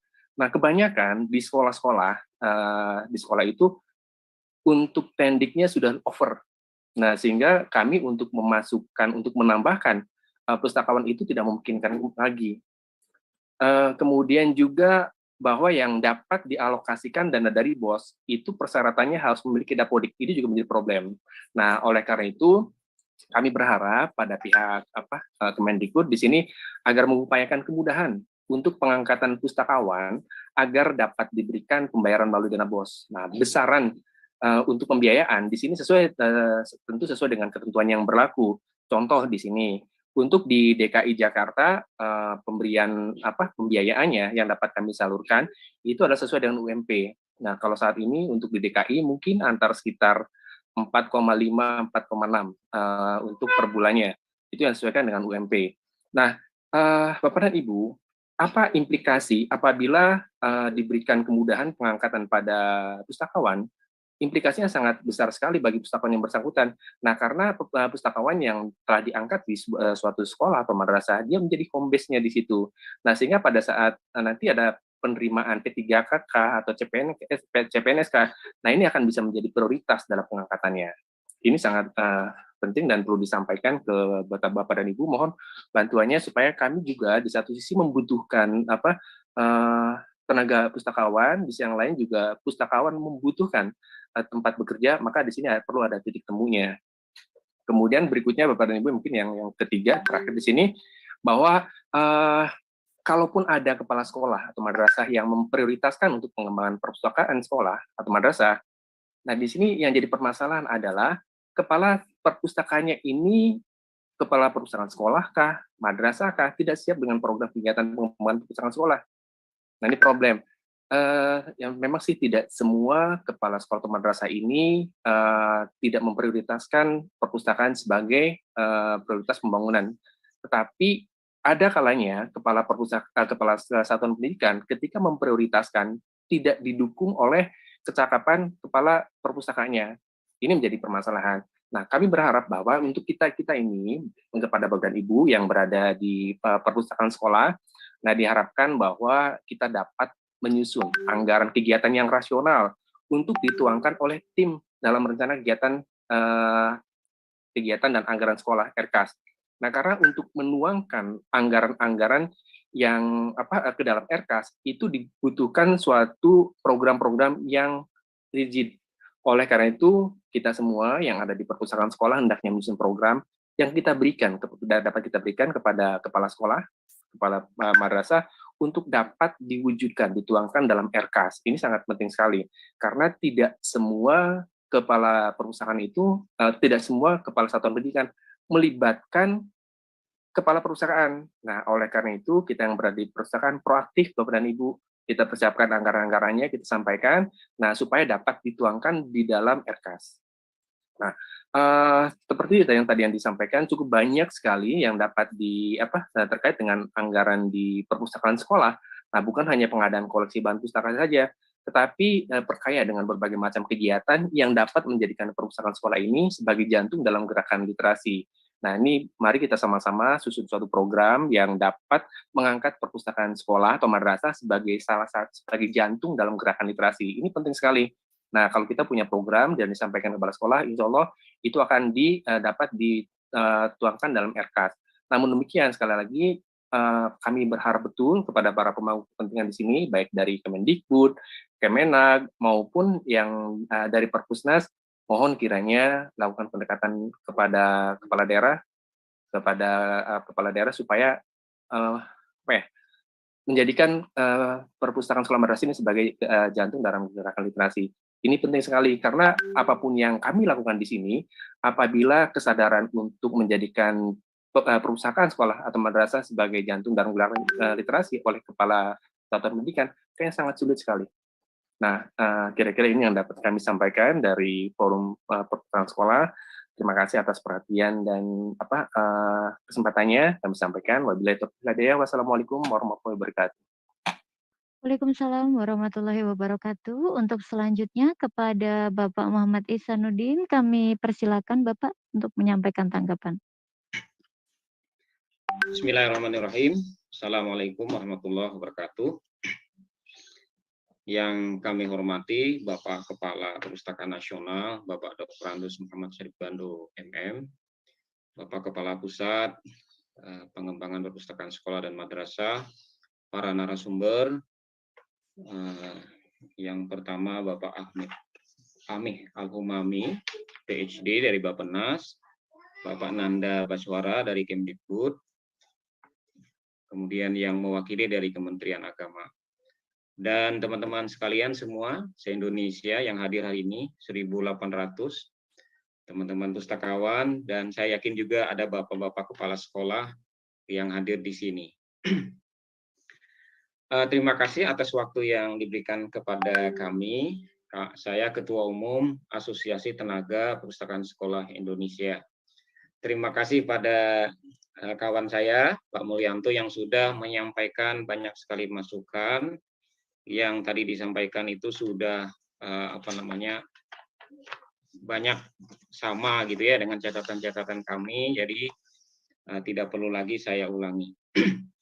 Nah, beberapa tambahan mungkin dari kami, dari Asosiasi Tenaga Perpustakaan Sekolah. Pertama, kami berharap bahwa Bapak Ibu yang ada di kementerian dan lembaga pemerintah yang punya tanggung jawab dalam pengembangan anak bangsa, khususnya perpustakaan sekolah, dapat berpikir secara holistik, komprehensif, menyeluruh, bahwa ketika kita bicara tentang satuan pendidikan, bicara tentang sekolah, maka di situ tidak hanya ada guru, tidak hanya ada pendidik, tetapi juga ada tenaga kependidikan. Nah, beberapa tahun ini kami merasakan ya, bahwa tenaga kependidikan, khususnya pustakawan, itu kurang disentuh dalam berbagai program pengembangan kompetensi maupun yang lain-lain. Nah, jadi seakan-akan kalau ingin membangun sebuah pendidikan yang baik itu hanya basisnya di guru saja. Nah, padahal aspek-aspek lain juga penting. Yang kedua, catatan kami, gerakan literasi yang dilakukan di sekolah itu banyak seperti musiman, seperti sporadis gitu ya, tidak tersistem. Kenapa? Karena basis literasi perpustakaan itu tidak dibenahi, tidak dijadikan sebagai center of pengembangan literasi gitu loh. Jadi tidak tersistem jadinya. Gerakan-gerakan itu muncul nanti hilang, muncul hilang gitu ya. Nah, jadi pentingnya holistik tadi. Nah, kemudian sinergi, jadi baik sekali secara peraturan, turunan dari Permendiknas gitu ya, Juknisnya itu baik sekali, sudah lengkap Dan saya yakin kita semua yang di tataran pengambil kebijakan itu, yang menyusun NSPK dan pembina-pembina itu, saya yakin memahami betul pentingnya perpustakaan, pentingnya membangun literasi, salah satunya melalui perpustakaan. Tapi ada gap, gitu ya. Ada gap, ada jarak di lapangan. Nah, bagaimana memahamkan mulai dari filosofinya, gitu ya, filosofinya, kemudian strateginya, kemudian apa yang kita kehendaki dari NSPK yang kita susun itu, khususnya kepada kepala sekolah yang ada di lapangan. Seringkali implementasi dana BOS itu tidak transparan gitu. Di beberapa daerah itu ada goyonan itu, bukan dana BOS, bukan apa, tapi apa, dananya punya bos gitu. Jadi anak buah tuh nggak tahu gitu, maaf nih. Jadi bukan dana operasional sekolah, tapi dananya milik bos gitu ya. Maksudnya bos itu ya miliknya kepala sekolah sama bendahara berduaan aja gitu ya. Dia pakai sesuai seperti itu. Tapi ini tidak semua, maaf. Ini hanya kasus-kasus gitu ya. Nah, artinya gini, kita hadir di sini itu coba kita memikirkan bersama gimana gap kesenjangan ini bisa kita atasi, terutama di lapangan. Nah, mulai dari penyusunan perencanaan di lapangan itu biasanya tenaga pustakawan tidak dilibatkan di tim itu misalnya ya. Kemudian, nah kebetulan juga mungkin tenaga pustakawannya juga bukan pustakawan juga, ini masalah lagi. Jadi sekalian nih Bapak sekalian yang punya mandat untuk membina pengembangan perpustakaan, maka pertama satu, pengembangan kompetensi tenaga pustakawan mohon disentuh ya, disentuh. Apakah lewat workshop, BIMTEK, gitu. Ini beberapa tahun ini sepi. Dari Kemdikbud, dari yang lain-lain itu sepi. Kami organisasi melakukan mandiri. Kita lakukan tahun lalu Adfusi itu sudah melakukan BIMTEK 1.300 sampai 1.500 orang kita BIMTEK. Setiap minggu kita ada BIMTEK. Kita total udah hampir 1.500-an yang tahun kemarin. Tahun ini kita lakukan lagi. Nah, tapi dari pemerintah sepi gitu ya. Sepi itu. Nah, entah di pemerintah daerahnya maupun di pusat. Kemudian masalah lagi dari teman-teman itu formasi. Tadi juga sudah disinggung. Formasi. Jadi dari kalau kita baca di data dashboard ya, dashboardnya Dapodik, itu kita buka aja di internet, itu kekurangan tenaga perpustakaan itu sekitar 78.000 kurang. Nah, orangnya. Nah, sekarang ada kebijakan tentang P3K. P3K. Nah, mudah-mudahan nanti pemerintah daerah, pemerintah pusat mendorong pada pemerintah daerah agar melengkapi kekurangan tenaga perpustakaan sekolah yang profesional. Dan ingat, sarjana ilmu perpustakaan itu sudah ada, gitu. Stoknya itu sudah ada. Mereka sudah banyak yang lulusan sarjana ilmu perpustakaan. Jadi kalau membuka formasi itu ada orangnya, gitu. Bukan seperti 10 tahun lalu yang tidak ada. Sekarang sudah banyak.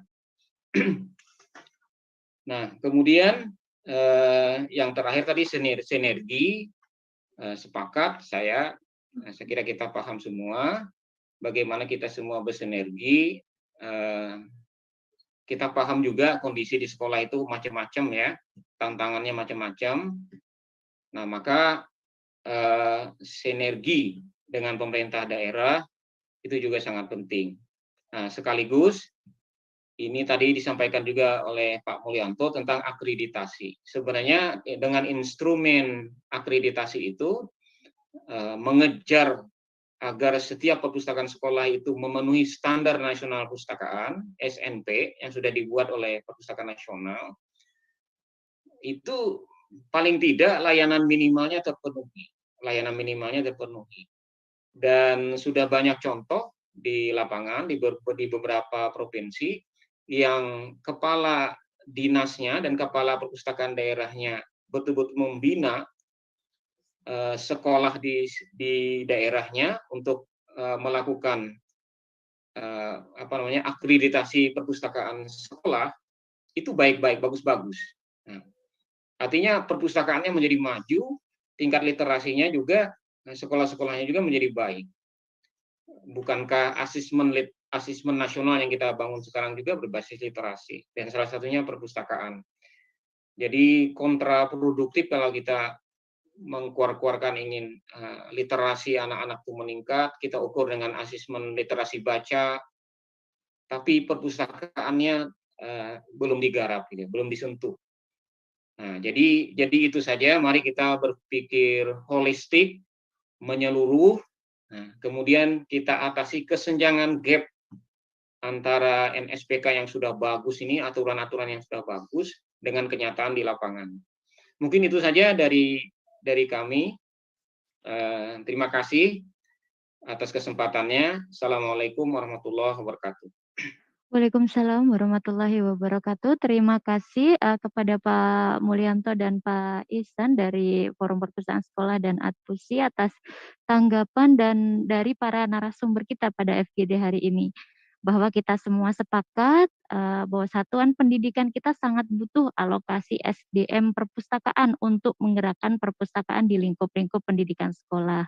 Kita juga garis bawahi bahwa tolak ukur pengembangan perpustakaan sekolah atau madrasah salah satunya adalah komitmen dan konsistensi kepala satuan pendidikan, dalam hal ini kepala sekolah dan kepala madrasah, untuk menentukan skala prioritas terhadap perpustakaan.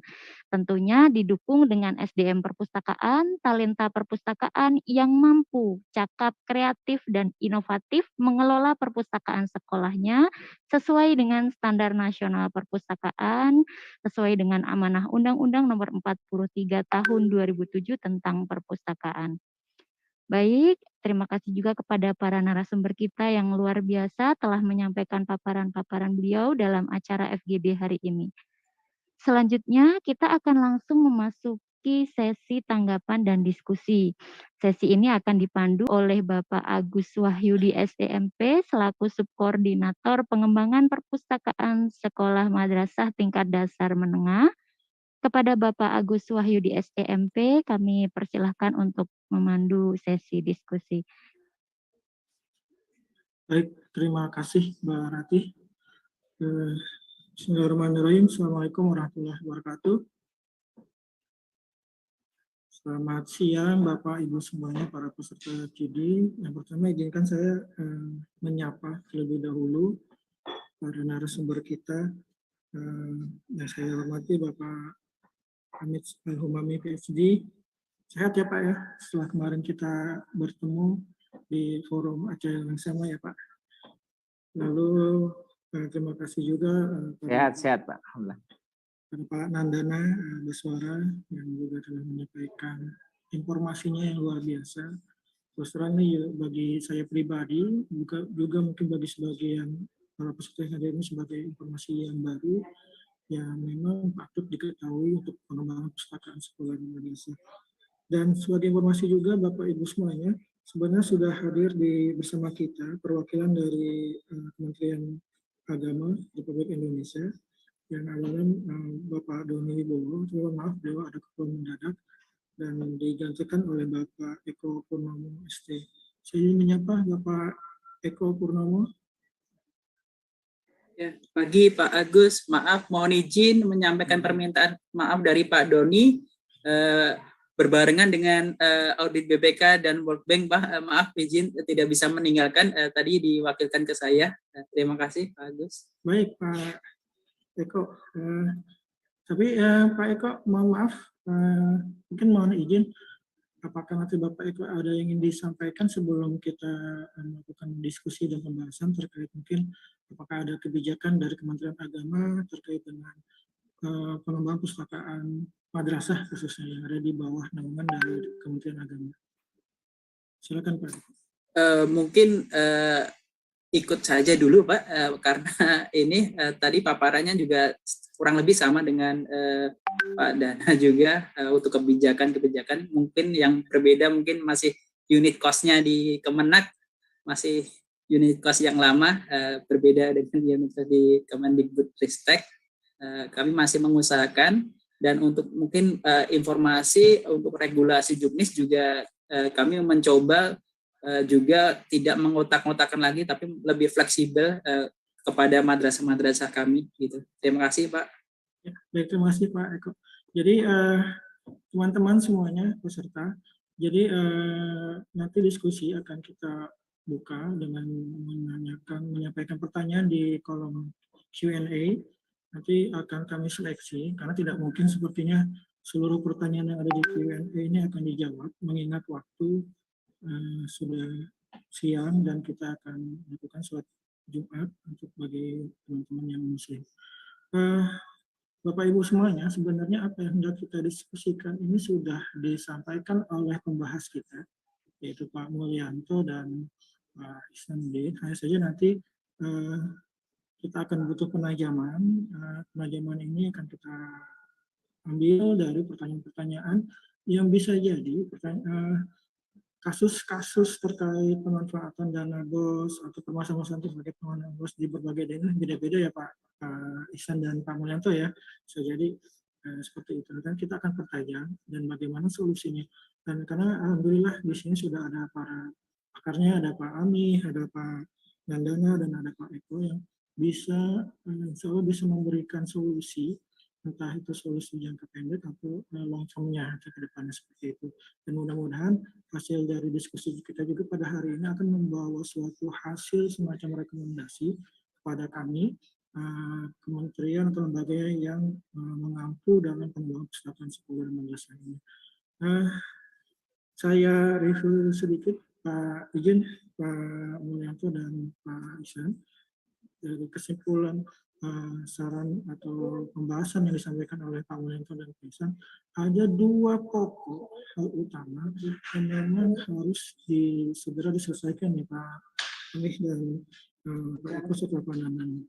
Yang pertama tadi memang kami akui regulasi pemanfaatan dana BOS dan sebagainya itu sudah sangat bagus sekali. Terutama yang menjadi permasalahannya adalah implementasi di lapangan. Nah, implementasi ini kenapa menjadi permasalahan?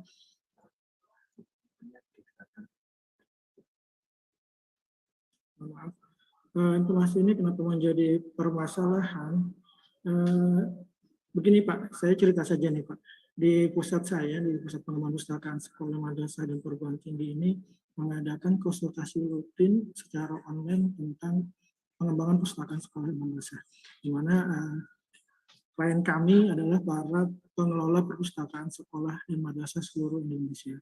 Dan yang jadi isu utama dan menjadi curhatan utama nih rata-rata dari para pengelola perpustakaan adalah ketidakpedulian kepala sekolah atau kepala madrasah dalam menyediakan anggaran perpustakaan. Ini Pak, jadi saya pikir begini Pak, bukan tidak peduli atau kurang peduli atau tidak memprioritaskan pengembangan pustakaannya. Padahal jelas-jelas mungkin di Permendikbud nomor 6 tahun 2021 dijelaskan di salah satu pasalnya bahwa di situ ada dana yang diizinkan dialokasikan untuk pengembangan perpustakaan sekolah. Tapi tadi kembali kenyataannya kepala sekolah atau kepala madrasah lebih memprioritaskan untuk hal yang lain. Nah, ini yang jadi kendala. Jadi dengan alasan untuk melengkapi yang lainnya saja belum bisa, apalagi untuk pengembangan perpustakaan sekolah. Artinya di sini kalau bisa boleh diambil kesimpulan, pengembangan perpustakaan sekolah dan madrasah ini belum menjadi prioritas atau belum ya menjadi nomor yang kesekian lah kalau yang lain-lainnya sudah terpenuhi. Itu yang pertama ya Bapak Ibu. Yang selanjutnya adalah Bapak Ibu ini memang benar bahwa kita butuh keterlibatan dari perpustakaan umum, dinas di kabupaten kota dan provinsi. Dan mungkin nanti butuh saran juga nih dari terutama dari Pak Ami, bagaimanakah kira-kira kolaborasinya agar kami dari Perpustakaan Nasional juga bisa turut serta dalam memanfaatkan ketersediaan dana BOS ini, baik dan juga oleh perpustakaan daerah atau provinsi kabupaten kota dalam pengembangan perpustakaan sekolah. Hal-hal apa yang diizinkan dari sisi kelembagaan agar kami mungkin bisa melakukan intervensi persediaan dana tersebut. Ini Bapak dua hal pokok yang mungkin terlebih dahulu kita bahas sebelum nanti pertanyaan dari teman akan datang ke peserta yang lain. Untuk menjawab atau mendiskusikan pertanyaan ini, yang pertama saya persilahkan mungkin kepada Bapak kami Al-Humami PSD, Pak. Silakan Pak. Baik, terima kasih. Saya tadi agak berbagi rapat dengan sebelah itu, jadi ada mungkin yang tidak sepenuhnya tertangkap karena ada delay juga ini kalimatnya itu jadi potong-potong. Mudah-mudahan saya nggak keliru menangkap. Ini saya izin ini juga apa? Saya mematikan karena ini langsung down saya ini kalau saya hidupkan apa video ini. Iya baik Pak.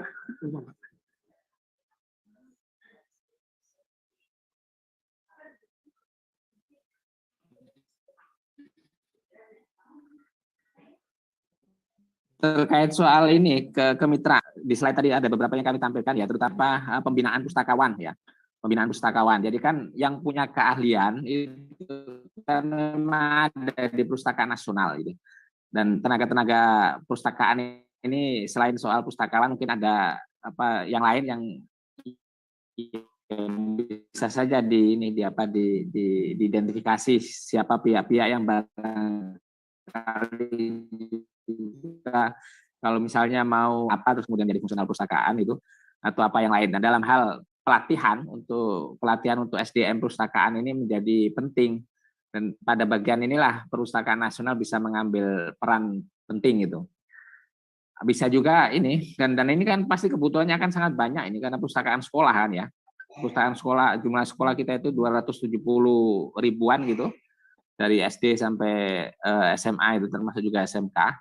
Jadi setiap sekolah tentu mayoritas punya perpustakaan ya, dan apalagi misalnya perpustakaan yang dibangun baru gitu melalui DAK, pasti mereka membutuhkan ini apa semacam ya pendampingan apa supervisi gitu tentang bagaimana mestinya perpustakaan itu dikelola secara baik itu. Bukan saja apalagi kalau tadi kita mengikuti ya presentasi Pak Kepala Perpustakaan Nasional dan yang sekarang bahkan sudah diterapkan layanan perpustakaan dan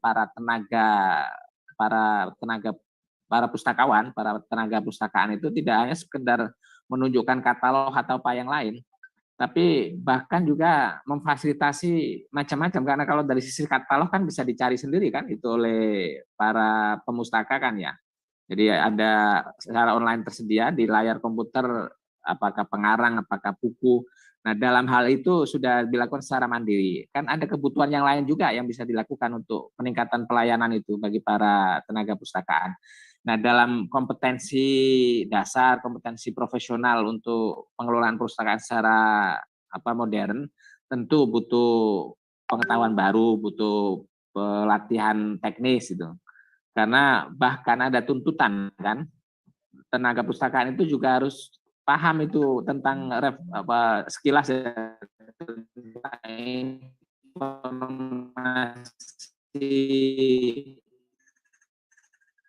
kelompok-kelompok buku atau apa background pengarang itu apa saja kan sekedar untuk meningkatkan ini kalau orang bertanya, kalau pengunjung bertanya dan kemudian tiba pada satu perbincangan tertentu tentang buku atau tentang pengarang bisa ikut terlibat gitu. Nah, itu kan bagian dari upaya kita untuk modernisasi layanan perpustakaan atau meningkatkan kualitas dan kompetensi para tenaga perpustakaan itu. Dalam hal inilah betul-betul Perpustakaan Nasional itu bisa melakukan tugas dan berkontribusi gitu untuk peningkatan pengelolaan perpustakaan di sekolah itu. Nah, mungkin kalau ada yang lain nanti boleh saya dikasih tahu Pak Agus Wahyudi itu. Saya ingin terkait soal kebijakan ya. Jadi memang ini kebijakan untuk pengelolaan perpustakaan di perpustakaan sekolah tentu ya di sekolah yang bersangkutan, dan kalau di daerah ya dengan dinas ya. Nah, dalam hal alokasi BOS sendiri memang tidak bisa dituntut ini perpustakaan mau mengambil sendiri, karena perhitungan BOS itu adalah perhitungan per siswa, individual student. Jadi berapa sekolah itu punya siswa, maka itu dihitung dengan satuan biaya per siswa itu berapa. Beda-beda per jenjang itu, SD berapa, SMP berapa, SMA berapa. Dikalikan berapa siswa itu punya murid, maka disitulah dana BOS akan diperoleh. Jadi tentu beragam, ada yang mungkin kisarannya ratusan juta, tapi ada yang juga dalam bilangan miliaran gitu. Dan kalau muridnya sekolah besar, muridnya banyak, maka perolehan dana BOS juga banyak. Nah, kebijakan untuk mengelola dana BOS yang sudah akumulasi per sekolah itu ada koridornya. Jadi karena ada petunjuk teknisnya tadi. Kami sebagian sudah kutip dan highlight, dan Pak Dana tadi juga sudah menyampaikan peruntukannya apa saja. Nah, sepanjang itu terkait dengan item-item kegiatan yang sudah sesuai dengan juknis, maka itu bisa dianggarkan. Perpustakaan tentu tidak bisa, saya langsung minta bagian berapa persen misalnya. Katakanlah kalau satu sekolah dapat 1 miliar misalnya, saya minta 2% atau 3% atau 5% itu dari 1 miliar. Nah, itu tidak sepenuhnya bisa dilakukan seperti itu, karena item-item yang harus dibiayai melalui dana BOS itu peruntukannya sudah jelas dan sudah ada petunjuk teknisnya itu. Prinsipnya adalah bahwa seluruh kegiatan persekolahan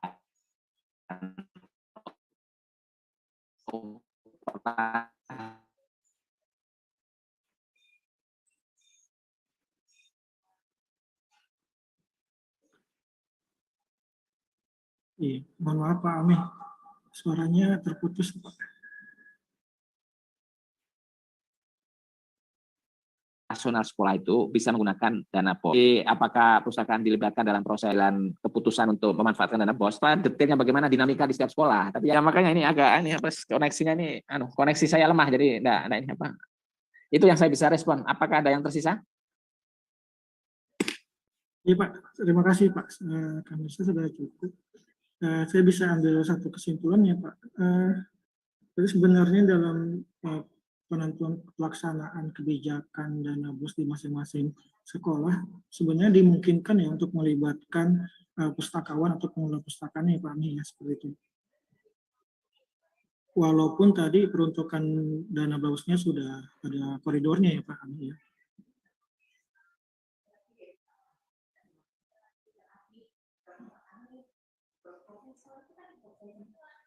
Oke, maaf, sepertinya masih ada kendala teknis. Ya, mungkin saya ingin menegaskan lagi bahwa aturan pemanfaatan 5% ya untuk perpustakaan itu juga kan disebutkan itu.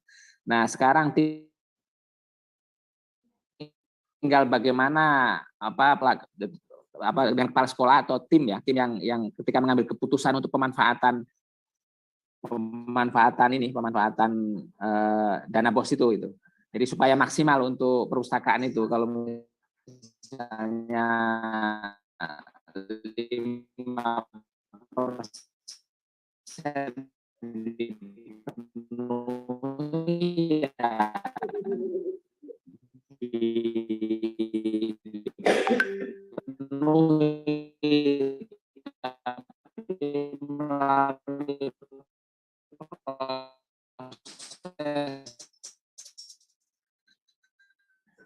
pengambilan keputusan yang selalu kami tidak tahu persis bagaimana dinamika distribusi ya, tepatnya lah distribusi per klik itu.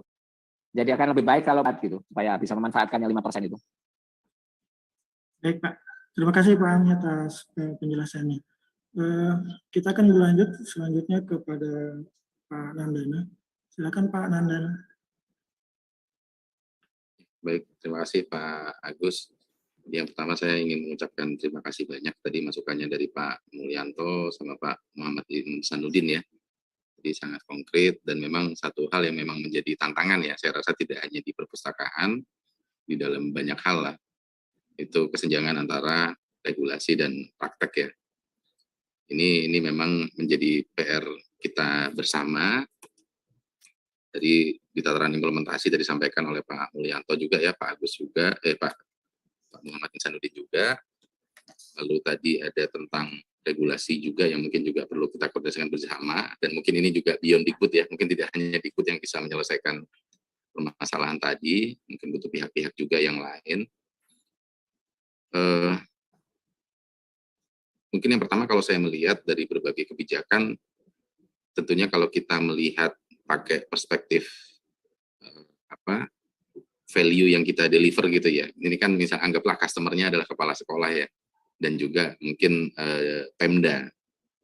Saya membayangkan mungkin kita perlu membuat satu campaign bersama gitu ya, dan juga hal yang cukup praktis yang bisa dipahami, supaya mereka bisa mendapatkan apa sih value yang bisa mereka dapat gitu kan.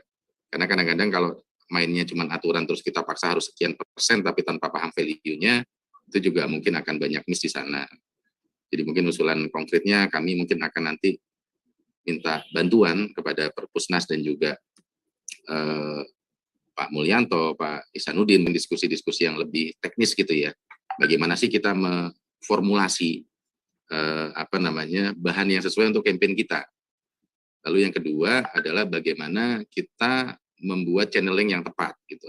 Karena zaman sekarang kan channelingnya banyak ya. Mungkin kita kadang-kadang hal simpel seperti infografis gitu ya, atau mungkin WA group gitu. Kami kan punya WA dengan hampir semua dinas, semua sekolah.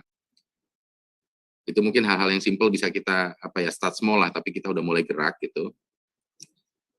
Itu yang bisa kita lakukan, termasuk tentunya ke regulasi ya. Regulasi, kalau regulasi ini mungkin kita butuh mapping yang lebih dalam ya. Kira-kira apa sih yang bisa push ke mereka gitu. Karena tadi kan disarankan bagaimana Pemda supaya masukin ini menjadi satu indikator gitu ya. Itu kan juga butuh proses ya. Pasti kan pertanyaannya why dulu kan. Kenapa nih gitu kan. Nah, itu yang harus bisa kita elaborasi dengan baik. Meskipun kita semua tahu nih di sini bahwa ini semua penting, tapi tentu pentingnya ke kita ini untuk meyakinkan ke banyak pihak itu juga butuh butuh pendekatan yang beda-beda, mungkin ke sana gimana dan seterusnya. Lalu yang kedua, ini kami mungkin mohon bantuan juga dari Perpusnas mungkin terutama ya. Tadi banyak sekali dibahas tentang akreditasi perpustakaan. Ini jujur sampai sekarang kami di PAUD Dasmen ini belum pernah mendapatkan data secara penuh. Sebenarnya di Jakarta itu misalnya ada 6.000 sekolah, mana aja sih yang udah akreditasinya apa sih gitu kan. Nah itu tentunya bisa menjadi bahan untuk kami, kalau misalnya itu bisa didapatkan. Salah satu yang perlu kita buat strategi bersama adalah menyampaikan itu ke para Pemda kan.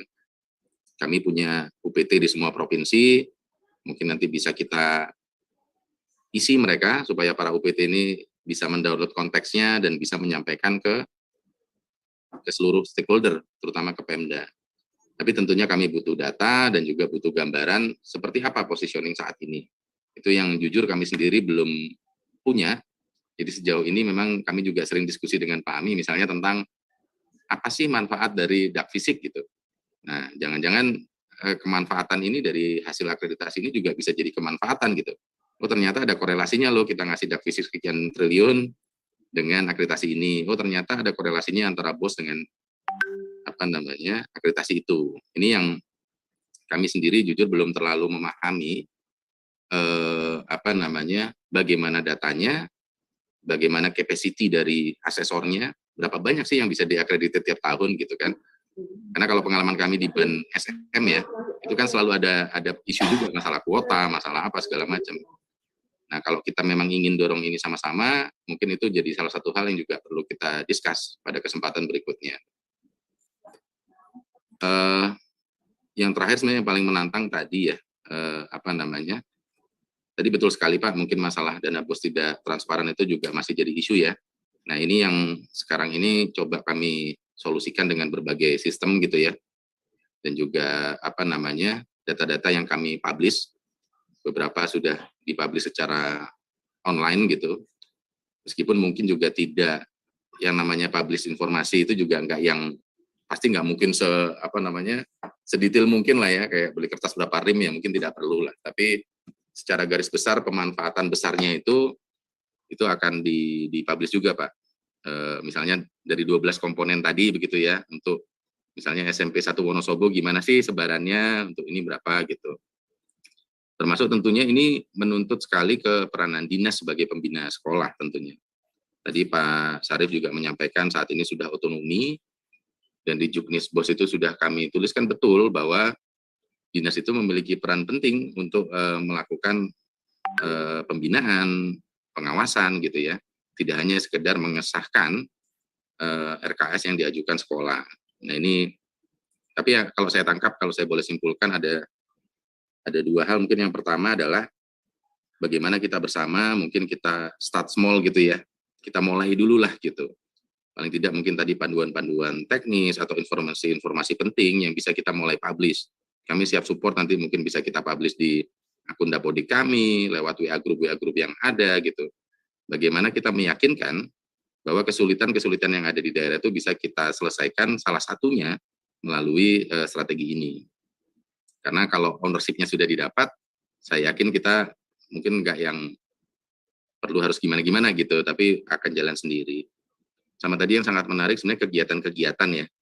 Jadi saya juga menyebutkan dan disambut baik oleh Pak Mulyanto, jadi bahwa kita tidak hanya bicara perpus sebagai building gitu ya, sebagai suatu bangunan yang beton, rak gitu, tapi bagaimana kegiatan-kegiatan nanti di tingkat sekolah maupun di tingkat daerah gitu ya, bisa mempromot supaya perpustakaannya sebagai pusat sumber belajar gitu.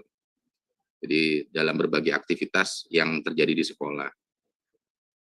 Mungkin itu satu hal yang kami juga sangat inginkan. Yang pertama tadi tentang bagaimana kita menyusun panduan atau campaign lah ya, bersama-sama. Tentunya butuh semua unsur, nggak cuma dari kami, tapi mungkin dari dari Atpusi, dari FPSMI, ini mungkin yang bisa tahu permasalahan di akar rumput supaya frekuensinya sama. Nah, mungkin yang kedua juga kami ingin diskusi lebih detail nanti tentang data-data atau sistem akreditasi perpustakaan ini, supaya kita punya sense bagaimana kalau mau kita jadi dorong ini jadi indikator atau apa itu bagaimana nih gitu. Mungkin dua hal itu yang bisa saya simpulkan. Untuk hal yang lain saya sangat sepakat ya, masalah regulasi dan segala macamnya itu, tapi itu memang butuh diskusi lebih lanjut lah, mungkin tidak di forum ini. Yang jelas kami aware bahwa ada masukan-masukan tadi dan itu memang terjadi. Itu mungkin juga perlu kita diskusikan lebih lanjut. Mungkin itu saja kalau dari saya. Terima kasih Pak Agus, Pak Muhammad Insanuddin, dan Pak Mulyanto. Baik, terima kasih Pak Dana. Ini Pak, ada satu lagi nih, mungkin jadi ada kekhawatiran nih dari para pengelola perpustakaan sekolah nih. Jika tadi kan dikatakan pengelolaan BOS itu fleksibel ya Pak, sesuai dengan kebutuhan dari sekolah atau madrasah yang bersangkutan. Ini ada khawatiran karena fleksibelnya itu tadi Pak, kepala sekolah tidak memandang penting pengembangan perpustakaan sekolahnya. Ini gimana nih Pak untuk menjawab kekhawatiran di tahun ini? Gitu. Terima kasih Pak Dana. Iya, terima kasih. Ya, sebenarnya itu tadi yang saya sampaikan ya, bahwa kita mungkin perlu melakukan campaign bersama ya. Ya, saya ibaratkan misalnya Pak Agus itu customer saya lah gitu, mungkin bukan dalam konteks sekolah. Terus saya punya produk atau hal yang sangat penting menurut saya buat Pak Agus. Tapi kalau Pak Agus nggak merasa itu penting, masa saya paksa? Kan nggak mungkin juga gitu. Jadi justru sekarang goals kita itu bagaimana kita meningkatkan pemahaman semuanya Pak. Baik dari unsur Pemda, dari unsur sekolah, terhadap pentingnya perpustakaan ini. Dan mungkin kita butuh bungkus yang lebih besar. Dalam artian kalau kita kadang-kadang nggak semua orang begitu kena mendengar keyword perpustakaan itu memahami bahwa perpustakaan itu sebagai pusat sumber belajar banyak hal di dalamnya gitu. Tapi sebagian orang mungkin memahami ketika Bapak perlu ngembangin perpustakaan. Mungkin sebagian orang berpikirnya oke, saya bangun dah gitu. That's it gitu kan. Padahal kita mungkin butuh beyond dari perpustakaan dan pustakawan itu aja, tapi unsur semua guru terlibat memakai itu gitu. Itu juga hal yang sangat penting menurut saya. Pustakawan pun nanti udah jago, udah dikasih anggaran, tapi gurunya nggak buy-in, itu juga akan sangat sulit menurut saya untuk menerapkan semua hal tadi gitu. Jadi makanya saya tadi membayangkan mungkin yang kecil-kecil dulu gitu Pak, kita coba mapping betul deh stakeholders di sekolah siapa aja, kami juga butuh banyak masukan, kita kasih panduan-panduan, kita kasih campaign dengan berbagai hal ya lewat sosmed, atau mungkin nanti kita buat webinar lanjutan, supaya sekolah-sekolah itu bisa memahami hal ini gitu Pak. Mungkin itu Pak Agus. Baik, terima kasih. Mudah-mudahan bisa menjawab kekhawatiran teman-teman yang ada di daerah. Pak Agus bisa bicara sedikit? Mohon maaf Pak Isan, satu lagi ya Pak Isan ya, setelah Pak Eko ya Pak Isan ya. Kita akan mempersilakan Pak Eko Purnawan untuk bagaimana memberikan saran atau masukan dan mengomentari permasalahan yang sudah disampaikan. Silakan Pak Eko. Baik, terima kasih Pak Agus. Mohon izin Pak Agus, Pak Ahmi, dan tim yang lain. Baik, apakah suara saya terdengar Pak? Terdengar Pak. Terdengar jelas Pak. Mengomentari yang tadi, betul, memang kondisi-kondisi di madrasah kita, di sekolah madrasah kita, terkhusus memang kondisi perpus di dalam sekolah, apalagi di luarnya, memang kondisinya tidak diperhatikan dengan baik. Tidak berhenti. Makanya di Kementerian Agama pada tahun 2021 kemarin melalui program Madrasah Reform melakukan EDM, launching program EDM IRKAM, evaluasi diri madrasah dan elektronik rencana kerja anggaran madrasah. Nah, maksudnya itu berarti kami mengedukasi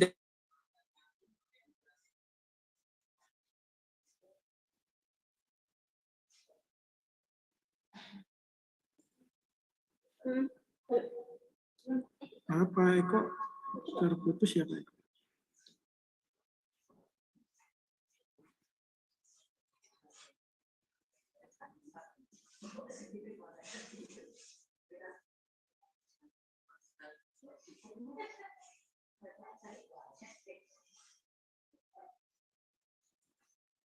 Mohon maaf Bapak Ibu, sepertinya ada kendala jaringan dari sisi Pak Eko.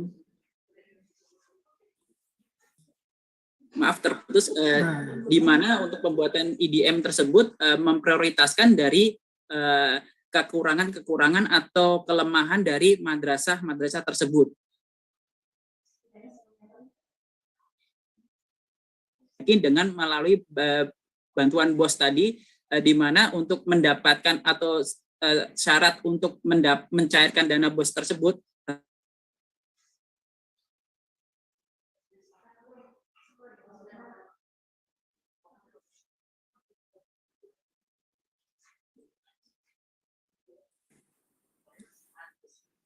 jadi untuk mendapatkan syarat pencairan dana BOS, IRKAM tersebut harus sudah sesuai dan telah dilakukan koreksi oleh tim Kankemenak Kabupaten Kota, sehingga dengan demikian diharapkan madrasah-madrasah dapat memperbaiki di kekurangan-kekurangannya tersebut.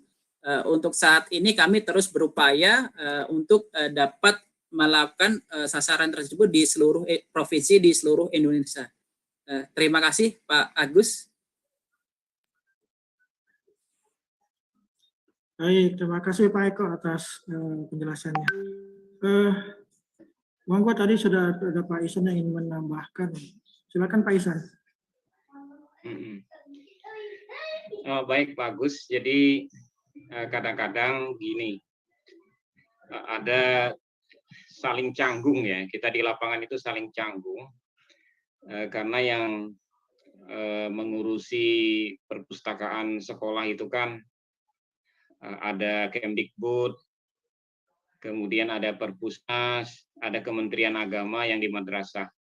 Nanti di daerah itu ada Dinas Pendidikan, ada Dinas Perpustakaan, kemudian ada kantor Kemenak provinsi atau kabupaten kota. Nah, saya kira ke depan kadang-kadang itu tadi sinergi tadi kampanye bersama tadi itu penting supaya tidak saling canggung. Jadi kadang-kadang kita ini semangat di lapangan, teman-teman kita diskusi kepengurusan, pengurus-pengurus, semua tenaga di daerah itu semangat ingin membangun perpustakaan, tapi kita kadang merasa gitu, yang punya kewenangan, untuk semestinya lebih mengembangkan perpustakaan itu, greget, bahasa kita itu, gregetnya kok kurang gitu. Kita yang di asosiasi ini kenceng gini-gini, tapi yang utamanya punya kewenangan di itu gregetnya kurang gitu ya. Jadi tadi terima kasih banget Pak Nanda. Kita mudah-mudahan ke depan kita juga paham persoalan pendidikan itu banyak banget gitu ya. Masalah guru juga tidak selesai-selesai gitu ya. Menyita banyak pemikiran teman-teman di Kemdikbud. Nah, tapi urusan pendik, urusan kompetensi pustakawan juga ya, dan perpustakaannya juga diperhatikan lah gitu ya sama-sama. Supaya kami yang semangat ini, kita yang semangat ini bersambut gitu, dayung bersambut. Ke depan ayo kita kerja kampanye sama-sama gitu ya, supaya ya 5-10 tahun ke depan ada hasilnya yang lebih baik. Begitu Pak Agus, terima kasih. Oke, terima kasih Pak Iksan. Baik Bapak Ibu, seperti yang tadi saya sudah janjikan di awal, setelah pembahasan ini kita akan pertajam dengan pertanyaan-pertanyaan dari rekan-rekan yang ada di daerah, di mana sebenarnya mereka lah yang merasakan permasalahan ini, Bapak Ibu ya, secara langsung gitu. Nah, di kami ini Mbak sebenarnya sudah ada 138 pertanyaan nih, ini luar biasa nih. Ini menjadi bukti bahwa sebenarnya pembahasan dana BOS ini hal yang sangat menarik dan ya ini nggak akan ada habisnya ya Pak, seperti itu. Tapi mohon maaf kami akan memilih beberapa pertanyaan. Kami juga akan melihat sebenarnya pertanyaannya sama, mirip, jadi kami memilih beberapa pertanyaan yang akan mewakili dari teman-teman yang lainnya. Yang pertanyaan-pertanyaan pertama silakan ditampilkan. Ya, ini pertanyaan dari Bu Tri Endah dari Dinas Pustakaan dan Karsipan Bulungan Kalimantan Utara untuk seluruh narasumber. Ya, kelemahan hampir di banyak sekolah terkait dengan pustakaan ada 5 poin penting, Bapak Ibu bisa baca di sini. Intinya pertanyaannya adalah mengapa bisa terjadi seperti itu? Apakah tidak ada pengawasan ke sekolah terkait kebijakan penggunaan minimal dana 5% untuk pustakaan? Padahal persepsinya sudah sama antara Kemendikbud, Kemenak, dan pustakaan, serta lembaga lain, stakeholder lain yang terkait tentang pustakaan sekolah. Nah, ini mohon solusinya. Baik, karena ini untuk seluruh narasumber, kami persilahkan Bapak-Bapak untuk menjawab. Pak Amih dulu atau Pak Nandana dulu, silakan Pak.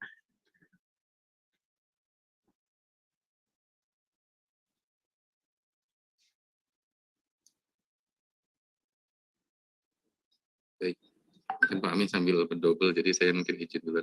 Bisa Ya, mohon ditanyakan kembali tadi?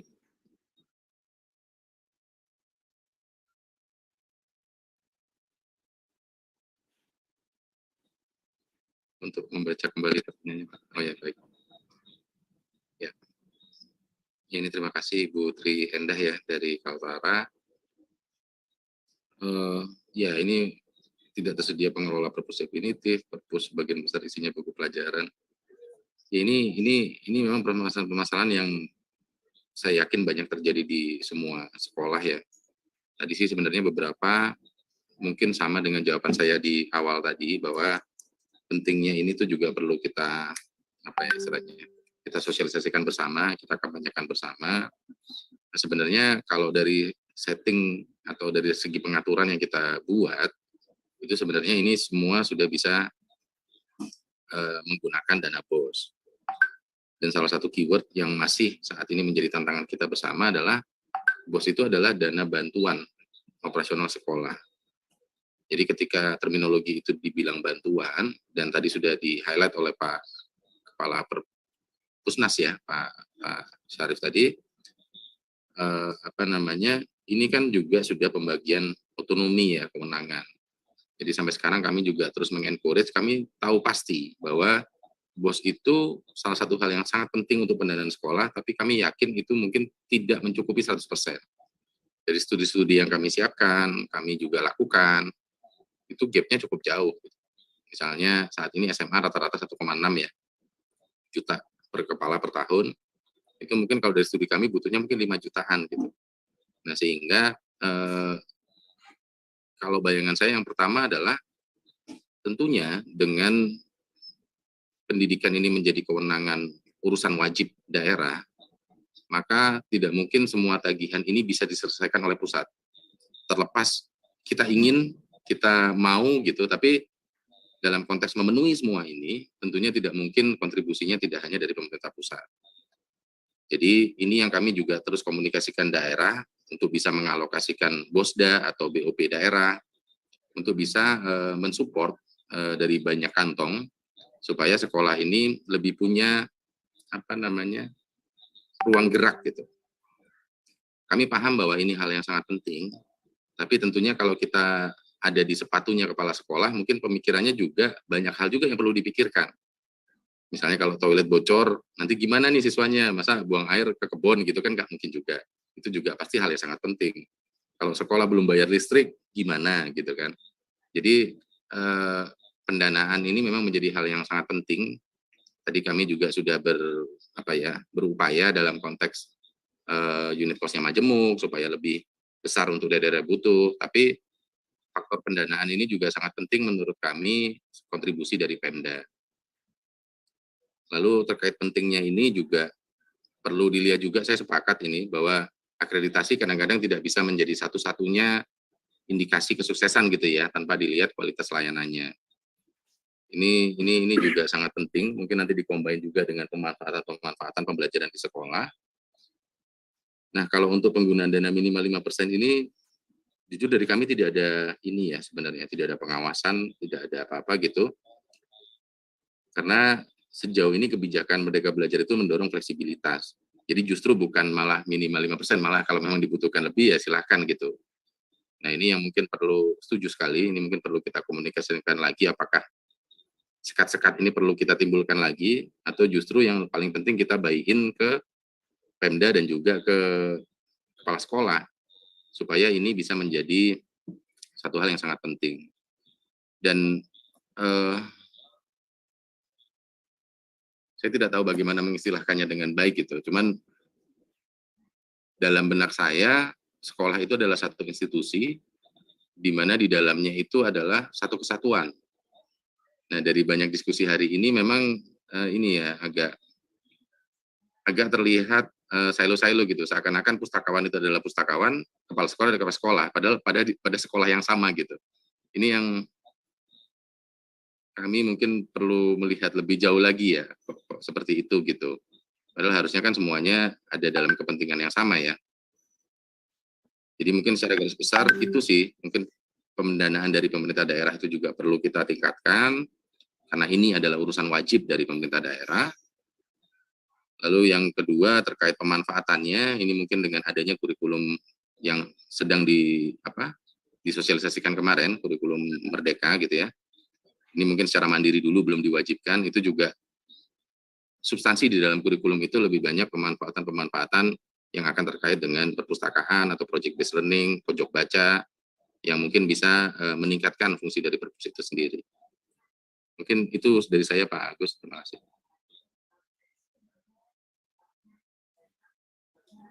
Baik, terima kasih Pak Nandana. Selanjutnya mungkin Pak Ami bisa memberikan jawaban, Pak Ami.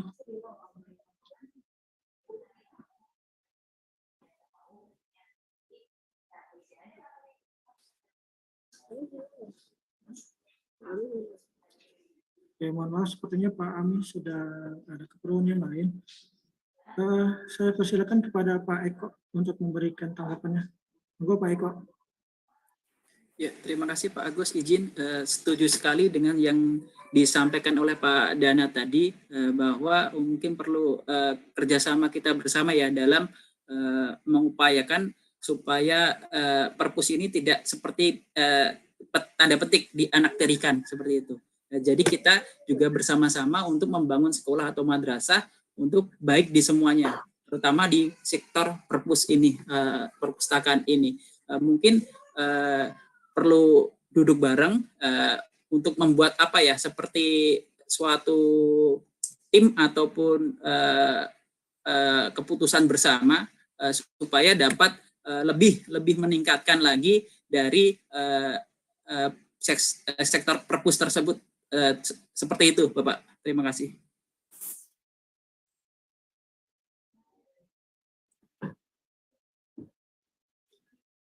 Ya, baik. Pak Eko, terima kasih banyak. Ibu Bapak mohon maaf, ini ternyata para panelis kita sebagian besar sudah ada keperluan yang lain untuk ada yang rapat dan sebagainya. Jadi mohon izin para panelis kita untuk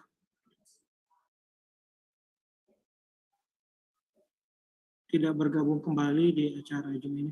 Mungkin ada beberapa pertanyaan, nanti satu dua yang mohon Pak Ihsan dan Pak Mulyanto serta Pak Eko bisa membantu menjawab. Saya ucapkan terima kasih kepada Pak Mandana yang sudah bersedia bergabung di acara FGD pada hari ini. Insya Allah Pak Mandana, kami akan tindak lanjuti permintaan Bapak. Mungkin kita akan mengadakan FGD lagi Pak lanjutan. Dengan melibatkan Bapak tentunya ya. Dan juga tadi kalau masalah akreditasi, kami akan mengundang unit kerja yang menangani akreditasi. Di tempat kami ada Direktur Standarisasi dan Akreditasi Pak. Insya Allah kita akan FGD juga dengan melibatkan teman-teman dari desa. Begitu Pak Nandana, terima kasih Pak. Terima kasih banyak, mohon pamit. Kita juga masih belum bisa terhubung teman-teman dengan Pak Amih. Mudah-mudahan Pak Amih masih bisa bergabung dengan kita. Sepertinya ada kendala teknis. Jadi baik, mungkin Mas Dian bisa ditampilkan satu pertanyaan lagi Ibu Bapak. Sekali lagi mohon maaf karena narasumber kita sudah ada keperluan lain. Silakan Mas Dian.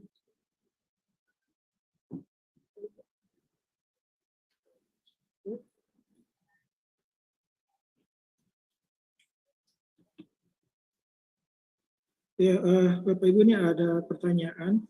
Nah, ini pas sekali nih untuk Pak Eko. Kebetulan Pak Eko masih ada nih, Pak Eko. Pertanyaannya dari Pak Muhammad Kusyairi dari Satuan Pendidikan Muadalah. Pertanyaannya, sudah 2 kali pendidikan kami belum mendapatkan BOS, di mana pendidikan kami di bawah naungan Kemenak. Ini Pak Eko, kira-kira bagaimana nih Pak? Silakan Pak Eko. Terima kasih Pak Agus. Izin 21 kemarin untuk penyaluran dana BOS di madrasah swasta, khusus untuk madrasah swasta, dana BOS jenjang MI, MTS, MA dilakukan oleh Ditjen Pendis melalui Direktorat KSKK Madrasah. Nah, untuk dana BOS ini, bagaimana syarat mendapatkan dana BOS? Salah satunya adalah satu, terdaftar di EMIS madrasah.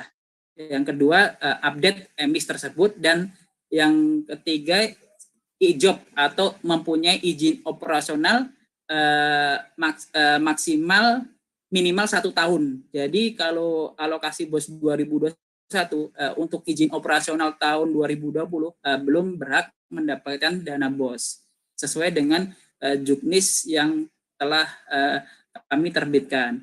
Tetapi apabila jika memang dirasa madrasah tersebut layak dan untuk mendapatkan dana BOS, maka untuk tahun 2022 ini pada tanggal 22 November 2021 kemarin, Direktur KSKK telah menerbitkan surat terkait untuk verifikasi di Kankemenak Kabupaten Kota. Jadi tim Kankemenak Kabupaten Kota bisa mengajukan usulan kepada tim pusat jika ada madrasah-madrasah yang dianggap layak tetapi masih terlewat untuk mendapatkan dana BOS. Itu masih bisa diusulkan.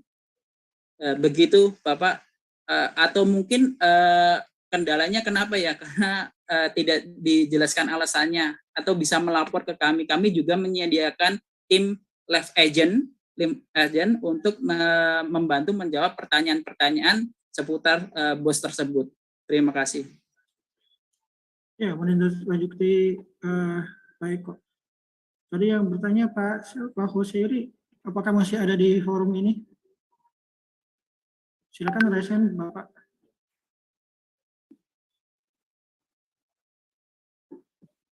Bisa ditelusur ya? Tidak ya? Oke. Berarti kita ada kesulitan mencari alasannya kenapa. Tapi tadi Pak Eko sudah memberikan saran ya Pak Eko ya. Apakah ada web resminya Pak Eko atau bagaimana? Atau by phone atau live chat seperti itu? Live chat di pengaduan Madrasah Reform ada. Oke, nah kemudian kita sudah tergabung dengan Pak Husseiri. Silakan Pak Husseiri. Untuk masalahnya di sini ialah data sudah valid Pak untuk penginputan di data MS dan lain sebagainya. Cuman pendiriannya di sini yaitu bulan Mei tahun 2020 SK-nya turun ijobnya. Baik Bapak, jika ijob untuk BOS 2021, jika ijobnya 2020 berarti memang belum memenuhi syarat sebagai penerima BOS. Tetapi kalau memang masih terlewat di 2022 ini, kami sarankan untuk tim BOS di Kemenag Kabupaten Kota untuk dapat dibuatkan surat rekomendasi verifikasi untuk layak mendapatkan BOS dan dikirim ke tim pusat, Bapak. Baik Bapak, terima kasih. Ya, baik, terima kasih Pak Eko atas penjelasannya.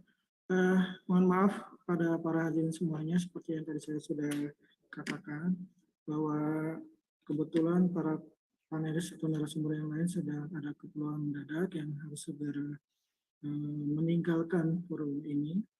Yang ada tinggal Pak Eko nih, Pak Eko ya. Terima kasih Pak Eko, masih bisa standby. Sepertinya kami akan mengakhiri kegiatan FGD ini, namun sebelum diakhiri, saya akan nanti mencoba membacakan kesimpulan dari FGD ini, dan nanti juga di akhir kegiatan sebelum penutupan nanti akan ada semacam arahan juga dari Kepala Pusat kami, Bapak Nur Cahyono. Kesimpulan pada hari ini bahwa apa yang sudah diutarakan teman-teman yang sudah diutarakan oleh pembahas yaitu Pak Mul dan Pak Muhammad Ihsan, insya Allah kami akan mengadakan lagi FGD, Bapak Ibu. Entah apakah nanti sifatnya terbuka seperti ini atau nanti sifatnya tertutup. Dalam artian tertutup, kami hanya akan mengundang dari Kemenag, dari Kemendikbud, dari yang terkait, tapi tidak dibuka melalui Zoom, mungkin khusus gitu aja Pak ya. Dan insya Allah ini akan kami tindak lanjuti, terutama permintaan dari Pak Nandana terkait dengan kepentingan perpustakaan sekolah dalam memenuhi standar nasional perpustakaan untuk tindak lanjut atau persiapan akreditasi. Seperti itu Bapak Ibu kesimpulan yang bisa kami sampaikan. Saya pribadi mohon maaf dalam membangun diskusi ini banyak kekurangan. Saya juga mohon maaf kepada Bapak Ibu yang pertanyaannya tidak bisa kami jawab atau kami bacakan karena mengingat waktu dan juga tadi masalah narasumber yang lainnya. Demikian dari saya dalam membangun diskusi ini, kami serahkan kembali kepada moderator nanti. Baik, terima kasih kepada Bapak Agus Wahyudi SMP yang telah memandu sesi diskusi pada FGD hari ini. Bapak dan Ibu hadirin yang kami hormati, puji syukur kehadirat Tuhan Yang Maha Esa dengan berakhirnya sesi diskusi ini, maka kita telah sampai di penghujung acara FGD pada hari ini. Sebelum kita tutup acara hari ini, kita akan mendengarkan pengarahan dari Bapak Dr. Andes Nur Cahyono SSMSI selaku Kepala Pusat Pengembangan Perpustakaan Sekolah, Madrasah, dan Perguruan Tinggi Perpustakaan Nasional Republik Indonesia. Kepada Bapak Dr. Andes Nur Cahyono SSMSI kami persilakan.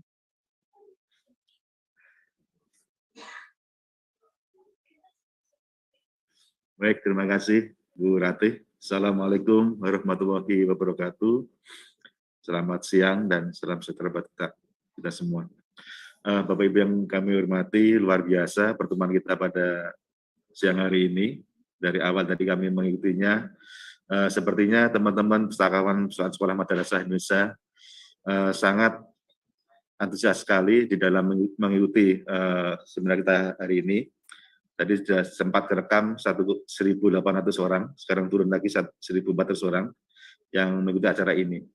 Ini artinya memang tema kita hari ini sangat tepat barangkali ya, sangat tepat dan kondisi perusahaan sekolah madrasah di Indonesia yang ingin mengembangkan diri, yang ingin berbenah untuk menjadikan perusahaan sekolah madrasah Indonesia bisa menunaikan tugas fungsinya dengan baik dan bisa sesuai dengan standar nasional perpustakaan atau bisa terakreditasi. Di tengah-tengah kita sedang giat-giatnya mengembangkan perusahaan sekolah madrasah Indonesia, tadi pagi kami sangat prihatin ada berita di GTV jam 4 pagi, ada perpustakaan sekolah madrasah tingkat SMP di Natal Dairi di Medan, itu dirusak oleh oknum yang tidak bertanggung jawab. Jadi silakan Bapak Ibu bisa lihat beritanya. Sekarang sedang diurus sama polisi, karena yang merusak lebih dari 1 orang. Ini artinya sangat kontradiktif dengan semangat kita semua.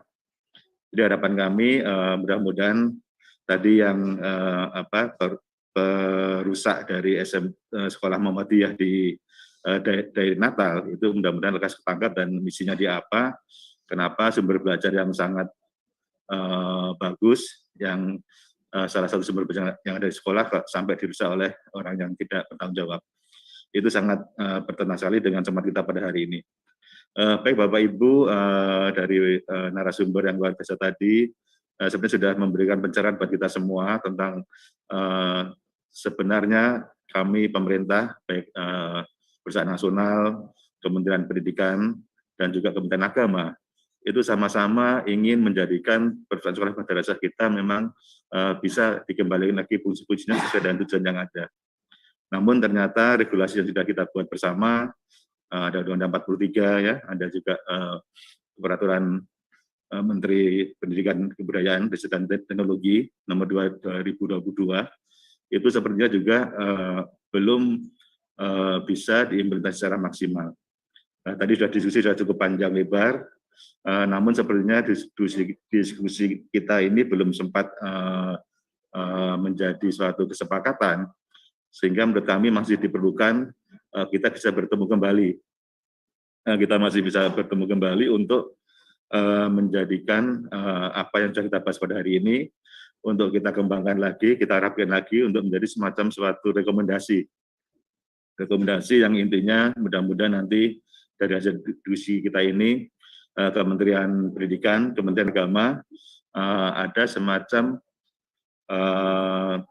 perintah untuk penggunaan dana pos ini bisa sampai ke perpustakaan sekolah madrasah, karena sebenarnya Bapak Ibu, kalau kami amati, kami sudah mengamati dari tahun 2011, itu sebenarnya tersumbatnya di kepala sekolah, ya, tersumbatnya regulasi kita di kepala sekolah, karena masih memandangnya tadi yang disampaikan belum menjadi kebijakan oleh kepala sekolahnya. Namun kami melihat secara nasional ini sebenarnya harus menjadi kebijakan yang harus diambil oleh kepala sekolah untuk untuk mengembangkan perusahaan sekolahnya. Jadi Bapak Ibu, kami mohon nanti masih ada pertemuan lagi untuk merapikan inventarisasi masalah tadi, untuk ada rekomendasi dan nanti tindak lanjutnya tentunya ya kami mohon Bapak Ibu yang di Kementerian Pendidikan, Kementerian Agama, dan juga nanti Bapak Ibu di Dinas Perusahaan Provinsi dan Kabupaten Kota yang mengurusi SD, SMP di Kabupaten Kota dan SMA di provinsi, itu akan sama-sama dengan kita untuk mengawal agar dana bos kita ini memang digunakan oleh kepala sekolahnya untuk salah satunya membiayai untuk perusahaan sekolahnya. Saya kira itu Bapak Ibu yang bisa kami sampaikan. Kami mohon maaf karena lagi kurang sehat, jadi tadi yang memimpin diskusi Mas Agus Wahyudi. Sekian, terima kasih. Wassalamualaikum warahmatullahi wabarakatuh. Waalaikumsalam warahmatullahi wabarakatuh. Terima kasih kepada Bapak Dr. Andes Nur Cahyono atas pengarahan yang diberikan. Baik, Bapak dan Ibu, kita telah sampai di penghujung acara pada FGD hari ini. Melalui acara fokus group discussion ini diharapkan dapat melahirkan sebuah pengembangan kebijakan, manajemen program dan pelayanan publik untuk mencapai tujuan penguatan kelembagaan perpustakaan sekolah madrasah di Indonesia dengan pemanfaatan pengelolaan dana bantuan operasional sekolah atau dana BOS secara optimal dan tepat sasaran. Bapak dan Ibu peserta yang hadir pada acara FGD hari ini dapat mengisi daftar hadir dan mengunduh materi dari para narasumber pada tautan yang telah dikirimkan melalui kolom chatting. Bapak dan Ibu, mohon izin saya tutup dengan pantun. Musik gamelan kesenian budaya Jawa, dimainkan betapa indah langgam suaranya. Maju terus perpustakaan Indonesia, sukseskan pendidikan, cerdaskan anak bangsa. Terima kasih, saya selaku pembawa acara mewakili seluruh panitia yang bertugas mengucapkan permohonan maaf atas kesalahan dan kekurangan dalam pelaksanaan acara. Terima kasih atas kehadiran Bapak dan Ibu. Wassalamualaikum warahmatullahi wabarakatuh.